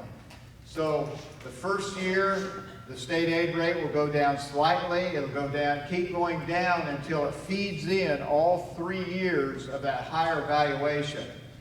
The same way on if your valuation went down, unfortunately, then you have a smaller valuation, the mill rate's going to go up, the state aid rate isn't going to change again because that's based on those prior 3 years. So it takes 3 years for that to filter through. So when you're going up in assessed valuation, it helps you. If you're going down in assessed valuation, it takes 3 years before you can really benefit from that. But anyway, those state aid rates are computed. We'll have those on that software when that comes out for everybody. Then for bond funds and capital outlay is on a 1-year assessed valuation per pupil. So you see the effect, not that current year, but the following year, then you'll see the impact of assessed valuation per pupil going up or down on those rates. Capital outlay is calculated for you because you told us your valuation and you told us the mill rate you're going to levy. So with those 2 items, we can determine how much you're going to levy and then what % of that we need to add on top of it for state aid. 242 is state aid for bond and interest. And there are 3 different sections, all tied to what date did you have your election. And the state aid rates are potentially different in each section. So the first one, did you have your election prior to July 1 of 15? If so, that's where you're going to enter your principal and interest payments for the coming year. If you had your election after July 1 of 15, but before June 30th of 17, you tell us about that in the second section, and in the third sections after July 1 of 17. And the reason for the difference is the law changed about how much state aid you receive. So you notice for this district, By having their election prior to July 1 of 15, they received 51% state aid. If they had had their election after July 1 of 15, they received 15% state aid. It's a 36% difference. The other way to say that is their taxpayers would pay 36% more if they would have had their election later. So some will question whether that's equitable on capital outlay or not. We've had bills each of the last 2 years introduced to try and address that and correct that big difference that we have right now. So far, they haven't passed. We've already had a legislator call and say, we need to talk about a way we can get that done next year. So they're reasonably confident there will be another bill introduced next year to try and close that gap a little bit, if not completely. So be careful which section you enter your payments in to make sure you're getting the appropriate amount of state aid. And when you refinance your bond, that doesn't change the state aid amount. It's still tied to when did you have the election. So if you had an election in July of 2014 and you refinance those bonds this year, you're still entering that information in the first section, July of 14. Questions about that? Okay. That means we're ready for the codes. And we will start with Code 5, which is also about bond and interest. You give us a little more details here. What date did you issue your bonds? What was your interest rate? How much did you issue initially? And then how much do you still owe? Then you get to break it out into the payments that are coming up for the next 18 months. Because the fall of 22, I'm still getting used to saying that, 22, that money has to be raised this year. You won't raise any money essentially after next June. So that's why you give us 18 months worth of payments. Interest and principal, what are the dates you're going to make the payments, and what's the interest and the principal, and then we'll total it up down here. And again, there's 3 different sections, because it needs to go to 3 different places. And you see the colored cells. Those of you that have done this before, remember that's because you got to match them up on Code 62. Well, good news, this year you don't have to match them up. Once you enter them here, they're going to pull directly over to Code 62 for you. In Sabetha, where you have 2 different bond elections still, enter the bond election on Code 63 first, and then Code 62 will work for you. Anybody else? I think that's the only district that's here today that's doing 2 different bond elections from prior districts that consolidated. Daryl, are you doing that? What's that? I'm sorry, I was not listening. What are the odds? I was having a very intelligent conversation. What's the question, though? You don't have 2 different bond elections being paid right now, do No, you? we have one, and then Okay. the other district doesn't pay it. Got it. Yours probably, conversation is probably more important than ours, Daryl, so. We can pretty much guarantee that. So once you fill this in, and again, this one in particular, double check, because those payment sheets that your bond advisors give you can be hard to read, and lining up the years in particular to get them in the right place. You want to get those right, otherwise you'll get your state aid being calculated incorrectly for you. 5A is a similar process, but it's about lease purchase agreements. So again, you tell us the dates, the percentages, the amount you leased, how much do you still owe, what are your payments going to be? Lease Take it away. purchase, I'll tell you what, you know, Craig said earlier, you don't want to be Dale's example at Budget Workshop, but we have an example on, not here, by the way, so you can breathe easily. But on the lease purchase, we've been starting to get lots of calls on people doing lease purchases. And we've had lease purchases on things that we didn't ever imagine. Roofs, tracks, football fields. Anyway, there's a lot of lease purchases going on around the state, and more people and more boards, rather than trying to do a bond issue, they're trying to do lease purchases, here's our piece of advice. Be sure you have a cash flow someplace to pay for that. That always helps when the bondholders like to be paid. But anyway, we had one district that decided that that was a good way to go. They started doing lots of leases, and over a 5-year period, they had a pretty good cash balance starting out 5 years ago in their special funds. But when they started adding all these leases, the board decided they didn't want to raise the capital outlay levy from 4 mills to 8 mills. They didn't want to upset the public. Well, what happened is, over that 5-year period, they kept spending this extra money and bringing their cash balances down in their special funds. Capital outlay at the end of this year is broke. No cash balance in any special funds, and they had to talk to the bank to change the payment so they could even end in the black this year. So again, our caution there is just be sure on those lease purchases you have some place to make that payment. Whether it's in capital outlay, some of them use general and LOB, but again, that kind of is taken away from your general operations when you use general and LOB to pay for those leases. So we just kind of caution districts to, because of the calls we're getting, just to be sure not to get too carried away on those lease purchase programs. And that's not the only district that's gotten themselves in trouble over lease purchases. It happens. But this is the first time we've had one call over that and say, we're going to finish the year in the red. And our question was, okay, which fund? All of them. Literally, they were going to be broken and in the red in every fund.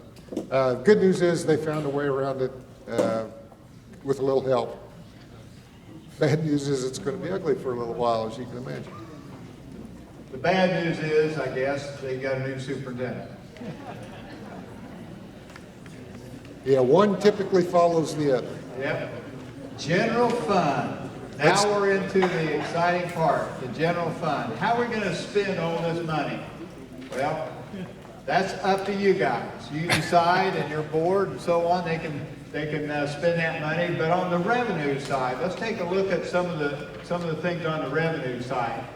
You'll notice up on line 22, the state aid reimbursements. There's also another reimbursements above that on line 21, reimbursements. What happens if you get some reimbursements into your general fund and you don't spend them? Who gets the money? The state does. So any true reimbursements that you put up on those lines, be sure you overspend. You can overspend your general fund budget authority by true reimbursements. So we've had districts that have left that money in there and they just donate it to the state. They haven't spent their general fund plus those reimbursements, and so we highly advise you not to do that. Contrary to that is miscellaneous revenue right underneath that. Miscellaneous revenue is a deduct from your state aid. So there's really not a reason you should deposit miscellaneous revenue in the general fund or the LOB, because you're just going to lose it. It'll come off your state aid, you didn't gain anything. Miscellaneous revenue can be deposited in capital outlay or one of your categorical funds like special ed, at-risk, career tech ed, any of those funds without affecting your state aid. So the question is, why do we leave that line on there if you shouldn't use it? Every now and then, the truth is watercraft taxes. Typically when you hear watercraft, you don't think ad valorem tax, but that's the way the counties have been told they need to count that. So the watercraft taxes should come to the state as part of your 20 mills for the general fund levy. Every now and then they forget and they revert to old practices and they'll send you $27.50 in watercraft taxes. Well, technically what ought to happen is the money goes back, you send it back to the county, they send it to the state, and then it comes out as state aid. That's a long way around to do all of those processes, so instead it works out the same. If you get watercraft taxes, put it in miscellaneous revenue, we'll deduct it off your state aid, which is essentially what would have happened anyway. You'd have got it as state aid, this way you're just going to keep it as state aid. So that's the only reason that's still there, really, is for inadvertent tax payments that come your direction. The other thing, you know, that Craig mentioned this morning about those high utility bills and so on, if you encumbered that against your general fund, journal entry that over to the contingency reserve fund. So, and you need to do that also before June 30th. So your revenue typically is pretty short. You got state aid, you got special education state aid. And if you have federal impact aid, you'll have a number down here for that as well. When you get to this form though, it won't match up all nice and neat like this with resources matching expenditures. And in the general fund, you always want to spend the amount you get, otherwise we deduct it next year. But when you get here, you haven't entered any expenditures yet. So you're going to see check expend in red right there, telling you that it doesn't match. And until you enter your expenditures and get them to match up, that error message is going to be there, which is all well and good, but if you don't ever go back and match it up, the problem you have is the same message is showing up on code 99 in your expenditures. Blow that up on here.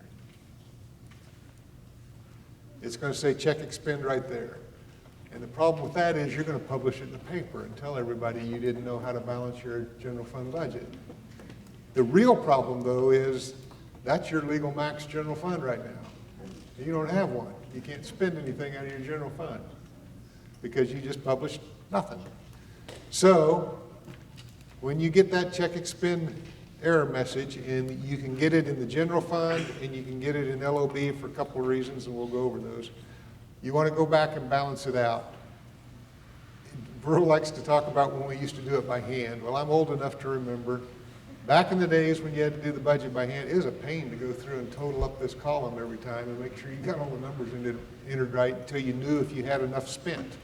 Fortunately, now we have computers. And over here on the right in orange, it's going to tell you how far off you are and whether you need to decrease it or increase it. So as you enter your expenditures, it told me I'm $100 too high, so I'm going to take that off. Maybe, maybe not. Gone. You can tell why it used to take me so long to do the budget. There we go. Now we balance and we're okay. The other way you can get a check expend error, if you got all your expenditures entered right and they total and everything balances there, but it still says check expend, come down to your transfers.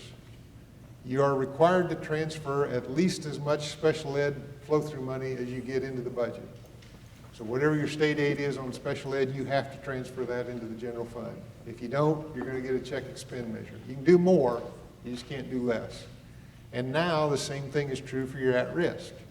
You have to transfer at least the at-risk weighting and the high-density at-risk weighting. So if you don't, you'll get that check expend error message up at the top. And then the other thing, we've talked about this for a few years, so I think this maybe is new this year. This column right over here, USD notes, because everything's white cells over here, they're locked. There was no way for you to make notes to yourself on the budget, and we had people asking, couldn't we do that somehow? Well, that's what this column is there for now. When you get your budget software, if you need to, you should be able to make notes to yourself as you fill in the general fund budget. Nothing else has changed expenditure-wise other than that required transfer amount. So you ought to be able to fill things in similar to what you have in past years. One note, we've had more than one district in the past get in a hurry to finish the budget, and that may be the case this year since you got that July 20th timeline. They'd put all their expenditures on the first line and then forget to come back and spread them out, thinking they'll do that later. That's fine. Your teachers are going to love you. You're spending every dollar on their salaries, but you probably want a little more accurate expenditure reflection than that. So that's the general fund. Any questions on that? Yes. Now, with the at-risk requirements, we sure the example you're showing, we have minimum now, the LOP requirement have to have 109% on the at-risk. 100 and some percent. The 9 depends on your specific budget, but yes. The LOP requirement we use, You're thinking logically, yes? Yeah, and that's gonna push some districts, because when we check budgets, generally we see they will maybe transfer the amount that's equal between general and LOB, equal to what your state aid is in general. But now you've got to transfer that plus that LOB, and it's going to be difficult if you're not spending that money for at-risk programs currently in your general fund that can be moved over there. So it'll be a challenge with that much money having that you have to transfer that over to the at-risk fund. And oh, by the way, for the next 3 years or so, you've got ESSER funds that to a large extent are targeted towards that same population. So you have a lot of resources available to serve those students, which is good news. As I said, it's a problem, but if you're going to pick your problems, that's the one you want. Code 7, federal expenditures. Typically, we buzz through this pretty quick, but with ESSER funds, for revenue this year, you'll see 3 different lines, ESSER 1, ESSER 2, ESSER 3. You may have revenue in ESSER 1 and not in 2 or 3 yet. You may have revenue in all 3, depending on what you anticipate happening. Somebody asked earlier, I forgot to mention it this morning, there's no timeline on the ESSER 2 application. If you're not going to know until this fall when your kids come back how you want to spend that money, don't apply for it until this fall. Same thing will be true for ESSER 3. Just because the application's open doesn't mean we need to see it this month. As I said, we have districts that have already applied, received ESSER 2 funds, and drawn it all down to be spent this summer. We have other districts that haven't applied yet. So it's up to what your system needs. So you got revenue, ESSER 1, 2, and 3. Spark funds revenue shows up on 4599 other. So the money you spent there. The expenditures, by the federal act, you're required to track separately. ESSER 1 expenditures separate from ESSER 2, separate from ESSER 3. That's in your software system. On this budget software, it all pays out the same. The expenditures are just one fund. Whether it was title money, ESSER money, Spark money, you just showed certified salaries. So any questions about the ESSER, or I'm sorry, about the federal funds? Question over there, Craig? We're gonna get quite a bit of money, we don't put it all into that budget year. I mean, what would you recommend putting in that budget? Good question. We still have ESSER 2, we have ESSER 3, we haven't even started on. If you know you're not going to be drawing down ESSER 3 money, don't put it on there. If you think you might draw some, put it on there. The one issue that you have on your side is these are federal funds. So if you don't enter ESSER 3 and then you get to January and realize, hey, we could really use that money now, and you draw it down so, gee, our budget just got blown, that's okay with federal funds. You can overspend the budget. And likewise, as we're showing here, you can end the year with a negative balance, which is what we talked about this morning. Because technically that's what the federal folks want you to do. They want to pay this out as a reimbursement, but they allow you to draw it down 1 month ahead of time. Okay. Good question. All right. Craig, are we ready to go to LOB? I believe we are. All right, LOB code 08. The question we get every year from a few districts when they bring their budget in, or if they get a question from their board members. Notice that cash balance up on line 1. Board members sometimes will say, well, why can't we spend that? Well, you can spend it, that cash balance, but first of all, you have your budget limitation. You can't spend any more than your budget limitation, so any extra revenue that comes back in, it just helps reduce the property tax the following year.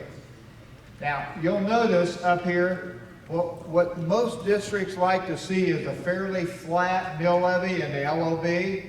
What you see on our example is that cash balance jumped last year is down this year. So what, if you look at the publication page, you're gonna notice that that mill levy jumps back and forth. It went down when we had 211,000 in cash. Then when cash dropped back down, the mill rate has to come back up to offset that. So generally what you'd like to see in this fund is that cash balance staying fairly consistent from year to year. That keeps that mill levy fairly consistent. Just an FYI on that. And then all the other revenues are going to come in pretty much from the Form 110, the motor vehicle taxes, 194, 194A, the state aid, we went over that, 239, that's going to pull in automatically. And then you sit there and once you have your delinquency in there and your collection rate, it will compute the taxes automatically. And you'll notice the estimated tax rate, 16.49. Let's say last year was 17.5, and you want to keep that levy at 17.5, keep it fairly flat. There's several things you can do. One is you can go back and take that 94% collection rate and maybe back it off 1% or 2. Maybe take it down to 93%, because there's no guarantee what collection rate you're going to get this coming year. The other little factor you could do is on the open page, that delinquency rate we used of 3%, you could take that to maybe 3.5% or 4%. And so you got a few little adjustments there that you could keep your mill levy fairly flat if that's what the board wants to do. But again, on that cash balance, if you took that collection rate instead of 94 that we're using, if you jump that up to 98%, it's going to use more of that cash, and the following year the mill levy will have to come up to compensate for that loss in cash. That kind of makes sense? So again, if you decide you want to adjust these numbers like that percent, you can't do it here. That's a locked cell. But up here it'll tell you can go back to Form 110, and that's where you could adjust it. And this is a good example. On the delinquent tax, if you wanted to adjust that, it's telling you to go to Code 01. Well, I'll just tell you right now, when you get to Code 01, it's going to be locked there too. But if you put your cursor on that cell in Code 01, it'll send you back to the open page. So sometimes you have to go to 2 or 3 different places before you get to the spot you need to be. One other comment, Burl said, you like this cash balance to stay flat?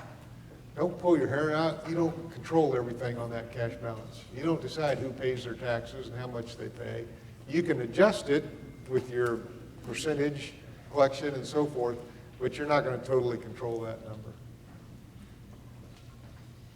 And then expenditures, just like they have been in the past, and again, you want to spend the full amount.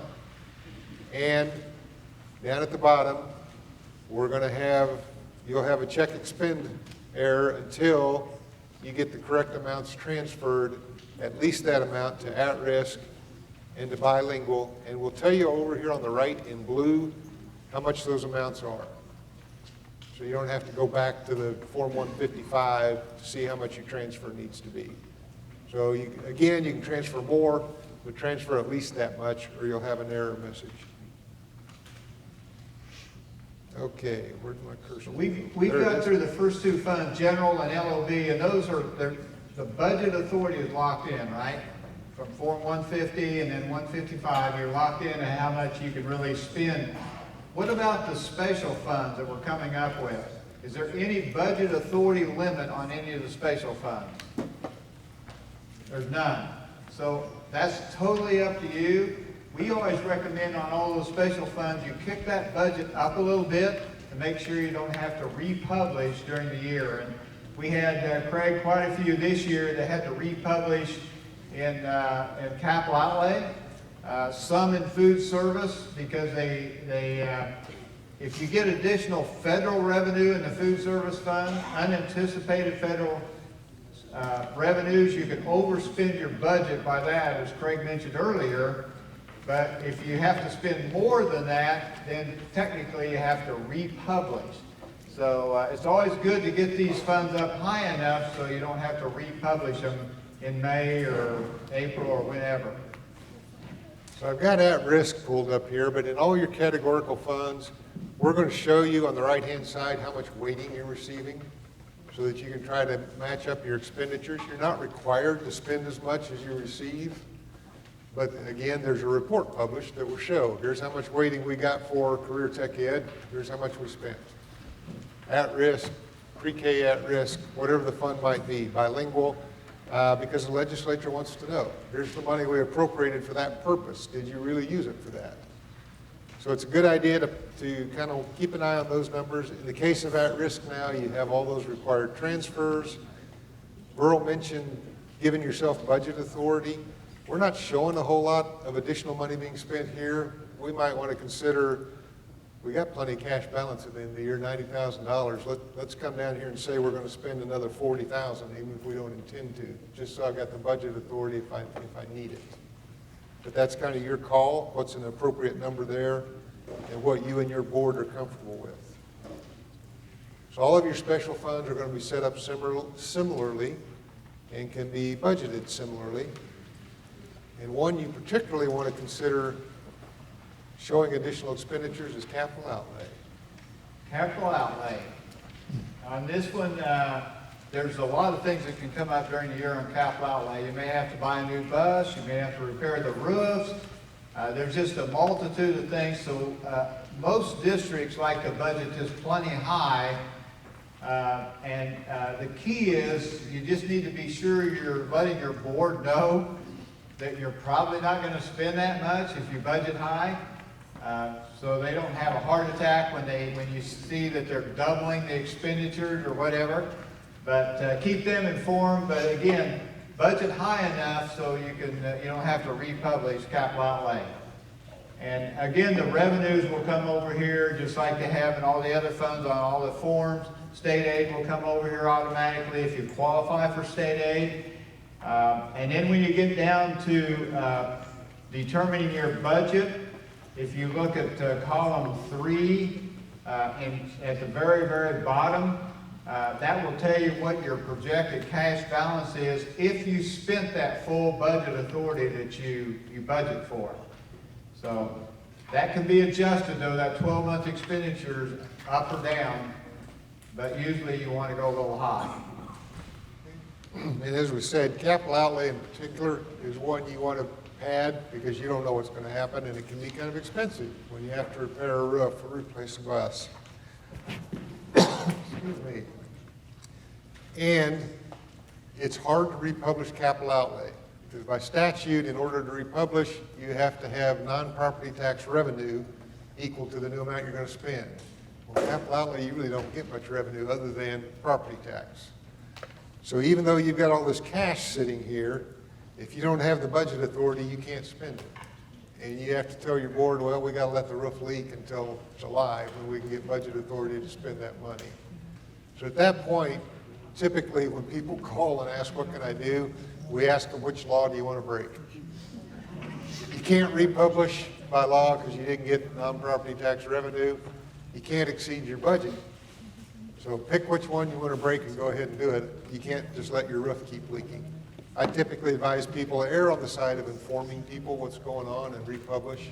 Your CPA won't like it, they'll have to write you up for it, but you got to break one law or the other rather than let your roof leak. So capital outlay, the one thing, reminder, you haven't been able to do this for a couple of years, but you cannot pay utilities out of capital outlay anymore. Probably a lot wished they could have back in February. Okay. Food service. Food service Code fund. 24. Here's where you may get a little extra revenue. And you'll notice down there, we talked about this earlier, your transfer, we build in the same transfer as we did the prior year, but that's only an estimate, just like every line item in your budget. So if you decide at the end of the year you got extra revenue in there, you don't want to transfer as much or any, that's totally up to the district. And again, the only thing you have to think about is that following year. If you commit that money to ongoing expenditures, that transfer money's been normally going over here, and then we go back to our regular year where we're charging kids and all that, and you need that transfer, then have to be aware that it could come back and you'll need it the following year. But this is gonna look so much different than it has in the past. You'll see all the revenues there, just all have been shifted down primarily to the federal aid. So it's just gonna be a little different than we've had in the past. Yesterday at the budget workshop, they said, well, is that 3-month requirement still in there where you can't carry more than 3-month requirement? The feds still have that. So you still have to monitor that. And if you take your 9-month expenditures, divide by 3, then that would be the cash balance you can carry without having to send a letter in explaining why you're carrying an excess amount of cash balance in there. That letter usually comes out in about October, and you'll know that, but it's good to kind of keep that down close to that, the 3-month cash balance, so you don't have to explain why you're doing that, why you're carrying so much cash in this fund. But most people, that's not a problem because many districts are transferring money over there anyway. You can adjust it by just pulling down that transfer a little bit and keeping that cash balance fairly, stay close to that 3 months. Anything else, Craig, on that form? I don't believe so. Okay. Code 30 is your special education.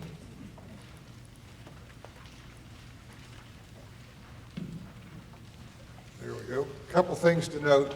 You now have revenue funds for ESSER 1 and ESSER 2.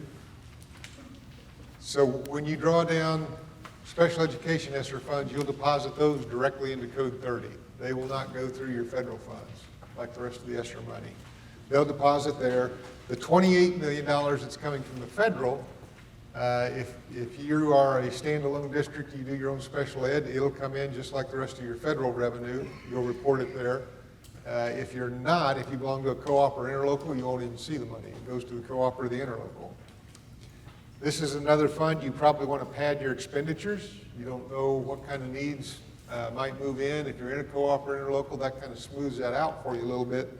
But still, you want to protect yourself and be able to spend additional money if you need to. And we'll show you again over here on the right, what's the amount you have to transfer, the state aid that you receive. Down here on your expenditures, you've always had these line items, one for the assessment, what do you pay to be a member of your co-op, and one for the state aid, the flow-through. How much of the state aid goes directly to the co-op. Now underneath that, you've had other before, but this time it's probably going to show some expenditures. That's where you'll make the transfer from the ESSER funds. So the ESSER money that goes to the co-op, you'll show that expenditure on 590 other. And then the rest of the expenditures, if you belong to a co-op or an interlocal, are probably going to be transportation and not a lot else, similar to prior years. Any questions on special education? Okay, where do we go next? Just so you can see it, Code 51 is the capers. All you have to do here is balance that amount that was determined back on the state aid form. So if you go back later and change that capers payroll percentage, you decide that's too low, I want to protect myself and raise it, you're going to have to remember to come back here and rebalance Code 51 so that you don't have an error pop up there. 53 is contingency reserve, and one thing I'd point out, it is a contingency for unforeseen expenditures. So if they're unforeseen expenditures, you can't budget for it. So your third column is always going to be blank. All you're doing is reporting what you did spend last year. For our district, it was nothing. We just keep carrying our balance over. One expenditure you can show is a transfer to LOB. Very few do that anymore. We had a couple of years where it was fairly common because people were trying to offset some other reductions and keep their mill rate lower. But typically, you don't budget for that transfer. But it is the one expenditure you can show in the contingency reserve. Code 56, I always point out just to remind people that it's there. It doesn't connect anywhere else in the budget, so it's easy to forget about. and you would like to forget about it, that's reporting your activity fund. And again, you don't budget it, you just report your expenditures and your revenue for the last 2 years. Probably need some help from your building staff when you do that. And that brings us to Code 62, bond and interest. All right, the bond and interest. How many have bond and interest levies? Quite a few of you, okay. The bond and interest, again, all those revenues are pretty much going to come over here automatically. There's just a couple things I want to point out on this form. Number one, your unencumbered cash balance up the top. We double check that when we're checking your budgets to make sure that cash balance is either staying about the same or going up. Because generally, your bond payments aren't going down. The bond payments stay fairly stable. In fact, they may be increasing a little bit in the principal payment. The interest payment may come down a little bit, but they're staying fairly stable over the 20 years or whatever you have it spread out over. The other thing that we double check, again, all those revenues will come in automatically, but if you go down to the very bottom and you see that cash balance down there, the third column is the projected cash balance for the end of next year. And that's the one we look at. If we see that cash balance going down from the previous year, that means you probably underfunded the bond fund. If you see it going up, then you're in pretty good shape. Now, this district may be increasing that cash for a couple of reasons, but one of them could be that their bond payments are going to increase here in the near future. So if you have that taking place, or you're going to add a bond, then that's good to get that, keep that cash going up to make sure you get that covered when that bond comes on or the principal goes up over the years. But anyway, the factor to keep your levy, a lot of you like to keep that bond levy fairly stable, and that's going to be down. You see that little arrow down there for the cash basis reserve? That's a figure you plug. You put in a number in there to keep that cash flowing in this fund. And so if you leave that out, that levy is going to look great. The cash is going to go down. So you always need to put in something in that cash basis reserve, and hopefully enough to keep that cash balance fairly stable or going up a little bit. That's kind of the key on the bond fund. We get every year, a lot of districts get questions from their board that says, well, why do we need to carry that much cash? The reason is your fall payment for principal and interest payment. If you don't have cash there, you need to have cash to make that fall payment a year from now. So theoretically, we're not as concerned about this year's cash balance. We're more concerned about next year's cash balance, that you have enough to fund the bonds the following year. So that's the reason you need cash balance, because you're going to get very little in property tax between July 1 and January. Hardly no property taxes come in. So a little bitty amount on that tax-in process, so you just have to have cash in this fund. So that's kind of the key things we watch on those bond funds, Greg. And so you see these differently colored cells. In years past, that meant you had to enter them to match what was on Code 5. Now, if you put your cursor there, you can see it's going to take your total from Code 5 and subtract what you entered on Code 63. Well, most of you, virtually all of you, will enter nothing on Code 63, so it's just going to pull the total over. Todd, for you, whatever you put on Code 63 first will get subtracted off of your total, and then you should have the right amount left on Code 62, hopefully. If not, call us and we'll fix it for you. Any questions on the bond fund? As Merle said, this cash basis reserve, truthfully, you just play with that number until you get the interest rate over here in the lower right-hand, the mill rate over here in the lower right-hand corner, and the cash balance where you want them, where you're comfortable with those two numbers. There's probably a formula some way to do that, but I don't know anybody that uses one. We just plug numbers in up and down until it's where we want it to be. And every time you change that, it'll change these two numbers. Code 90, well, before I do 99, sorry. Let's let's see, which one of these? There we go, Rec Commission. This district doesn't have one, but just as a reminder, the Rec Commission will do their own revenue neutral rate publication and their own hearing on the revenue neutral rate, but you will still carry it in your budget. So that mill rate will still be here. Code 99.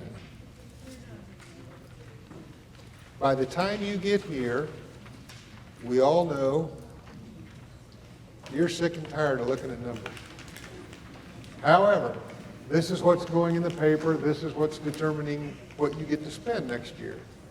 This sets your budget. So it is definitely worth your time to go through each one of these numbers and double check them, make sure they're right.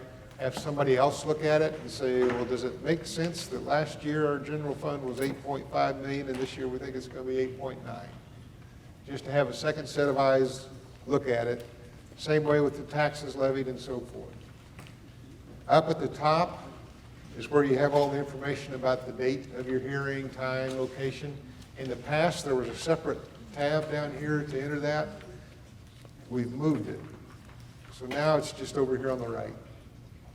If you enter in the date and time and location of your hearing, then it will print all nice and neat for you over here at the top of Code 99. And so you got all the information, 3-year history for all of your funds, all the way down, your valuation down at the bottom. And if you keep going, now you also have a revenue neutral rate that you can print in the paper. And over on the right, you have the same opportunity to tell us date, time, location of the hearing. And again, make the times different. I don't know that they technically have to be, but I think it'll help your cause if you can show 2 different times for the hearings. And you want to do the revenue neutral rate hearing first. And when your board determines that, yes, that's going to be our mill rates, they will approve that by resolution. But the form is down here at the bottom. It gets published in the paper and on your website. And then a version of this form, virtually the same thing, is also over here on this blue tab. And the reason for that is so you can send it to your county on July 20th. You just print off this tab, have the board president and the clerk of the board sign it, and send it to your county, and you're good to go. And on that form that Craig's showing you, you'll notice there are some yellow cells on that you're going to have to put in. For example, like in the 3rd column, the revenue tax rate, that's the one that the county gave you. Those numbers will go in there for general, capital outlay, bonds, and then, bonds if you have a different one, which none of you will except for 1 or 2 of you. Then over there where general fund, see, you have to put in the taxes levied for last year for general fund, and that you can get from the county. Or if you take your revenue neutral rate they gave you times this next year's assessed valuation, multiply it, divide by 1,000, that will give you the taxes that you levied last year. That needs to be plugged in. And then clear down at the bottom, for all other funds, you'll need to put in the revenue rate for all other funds. Now, a lot of counties have been giving those separately, and what you'll do is just add all those together, and you'll show them that clear down at the bottom. They're the 19.893. That's the revenue for all other funds, and you just have to add the ones that they gave you if they gave it to you separately. So pretty simple little addition problem there. And then you'll see the revenue neutral rate for all other funds is about 19.8 mils. We're going to actually levy 21.5 mils, and part of that is because the general fund is going to be higher now. And when you get down to, well, I guess that's not added in there, but all the other levy funds, we're going to levy just a few more dollars, so that rate exceeds it, but that's fine. I mean, it's whatever you need to levy to fund your budget. There's no limit other than you have to go through this whole process if you exceed that revenue neutral rate. So, anyway, those yellow boxes you'll need to fill in. So you have 2 copies of the revenue neutral rate. One that you publish on your website and in the paper, and one that you send to the county clerk. Both will fill, or this one that you send to the county clerk will fill in for you once you fill in the one on code 99. The numbers will carry over here and plug in, so you don't have to fill it in twice, run the risk of getting a typo one place that you don't have in the other. So at least if you have a typo on the first form, you got the same number both places. So any questions about that, code 99? And again, that means you now have two publications going into the paper, both on one document. So it's twice as important when you call your paper and tell them this is coming, that you check the day before, that they remember it's going in. And then when it does go in, again, you don't want to do it, but sit down and read through the numbers that were published in the paper, because that is really what you have to live with. Make sure they've got your USD number, because we've had them publish it before with your neighbor's USD number and your budget. Make sure it's the right year. We've had them publish the prior year's budget before, in at least one case, because that's the one the school district took to them. So it's not always the paper's fault. Make sure it got published to start with. That's the most common mistake. And when they forget to publish it, they'll tell you they're sorry, and they are, but you're the one that has to fix it. That means you wait another week in most cases before you can publish it, and then it's 10 days after that before you can have your hearing, so you may end up having to adjust your board meeting. So make it at least 10 days, double check with your paper, triple check if you need to, and you should be covered on that. 2 or 3 other things to look at. Not that one. There it is.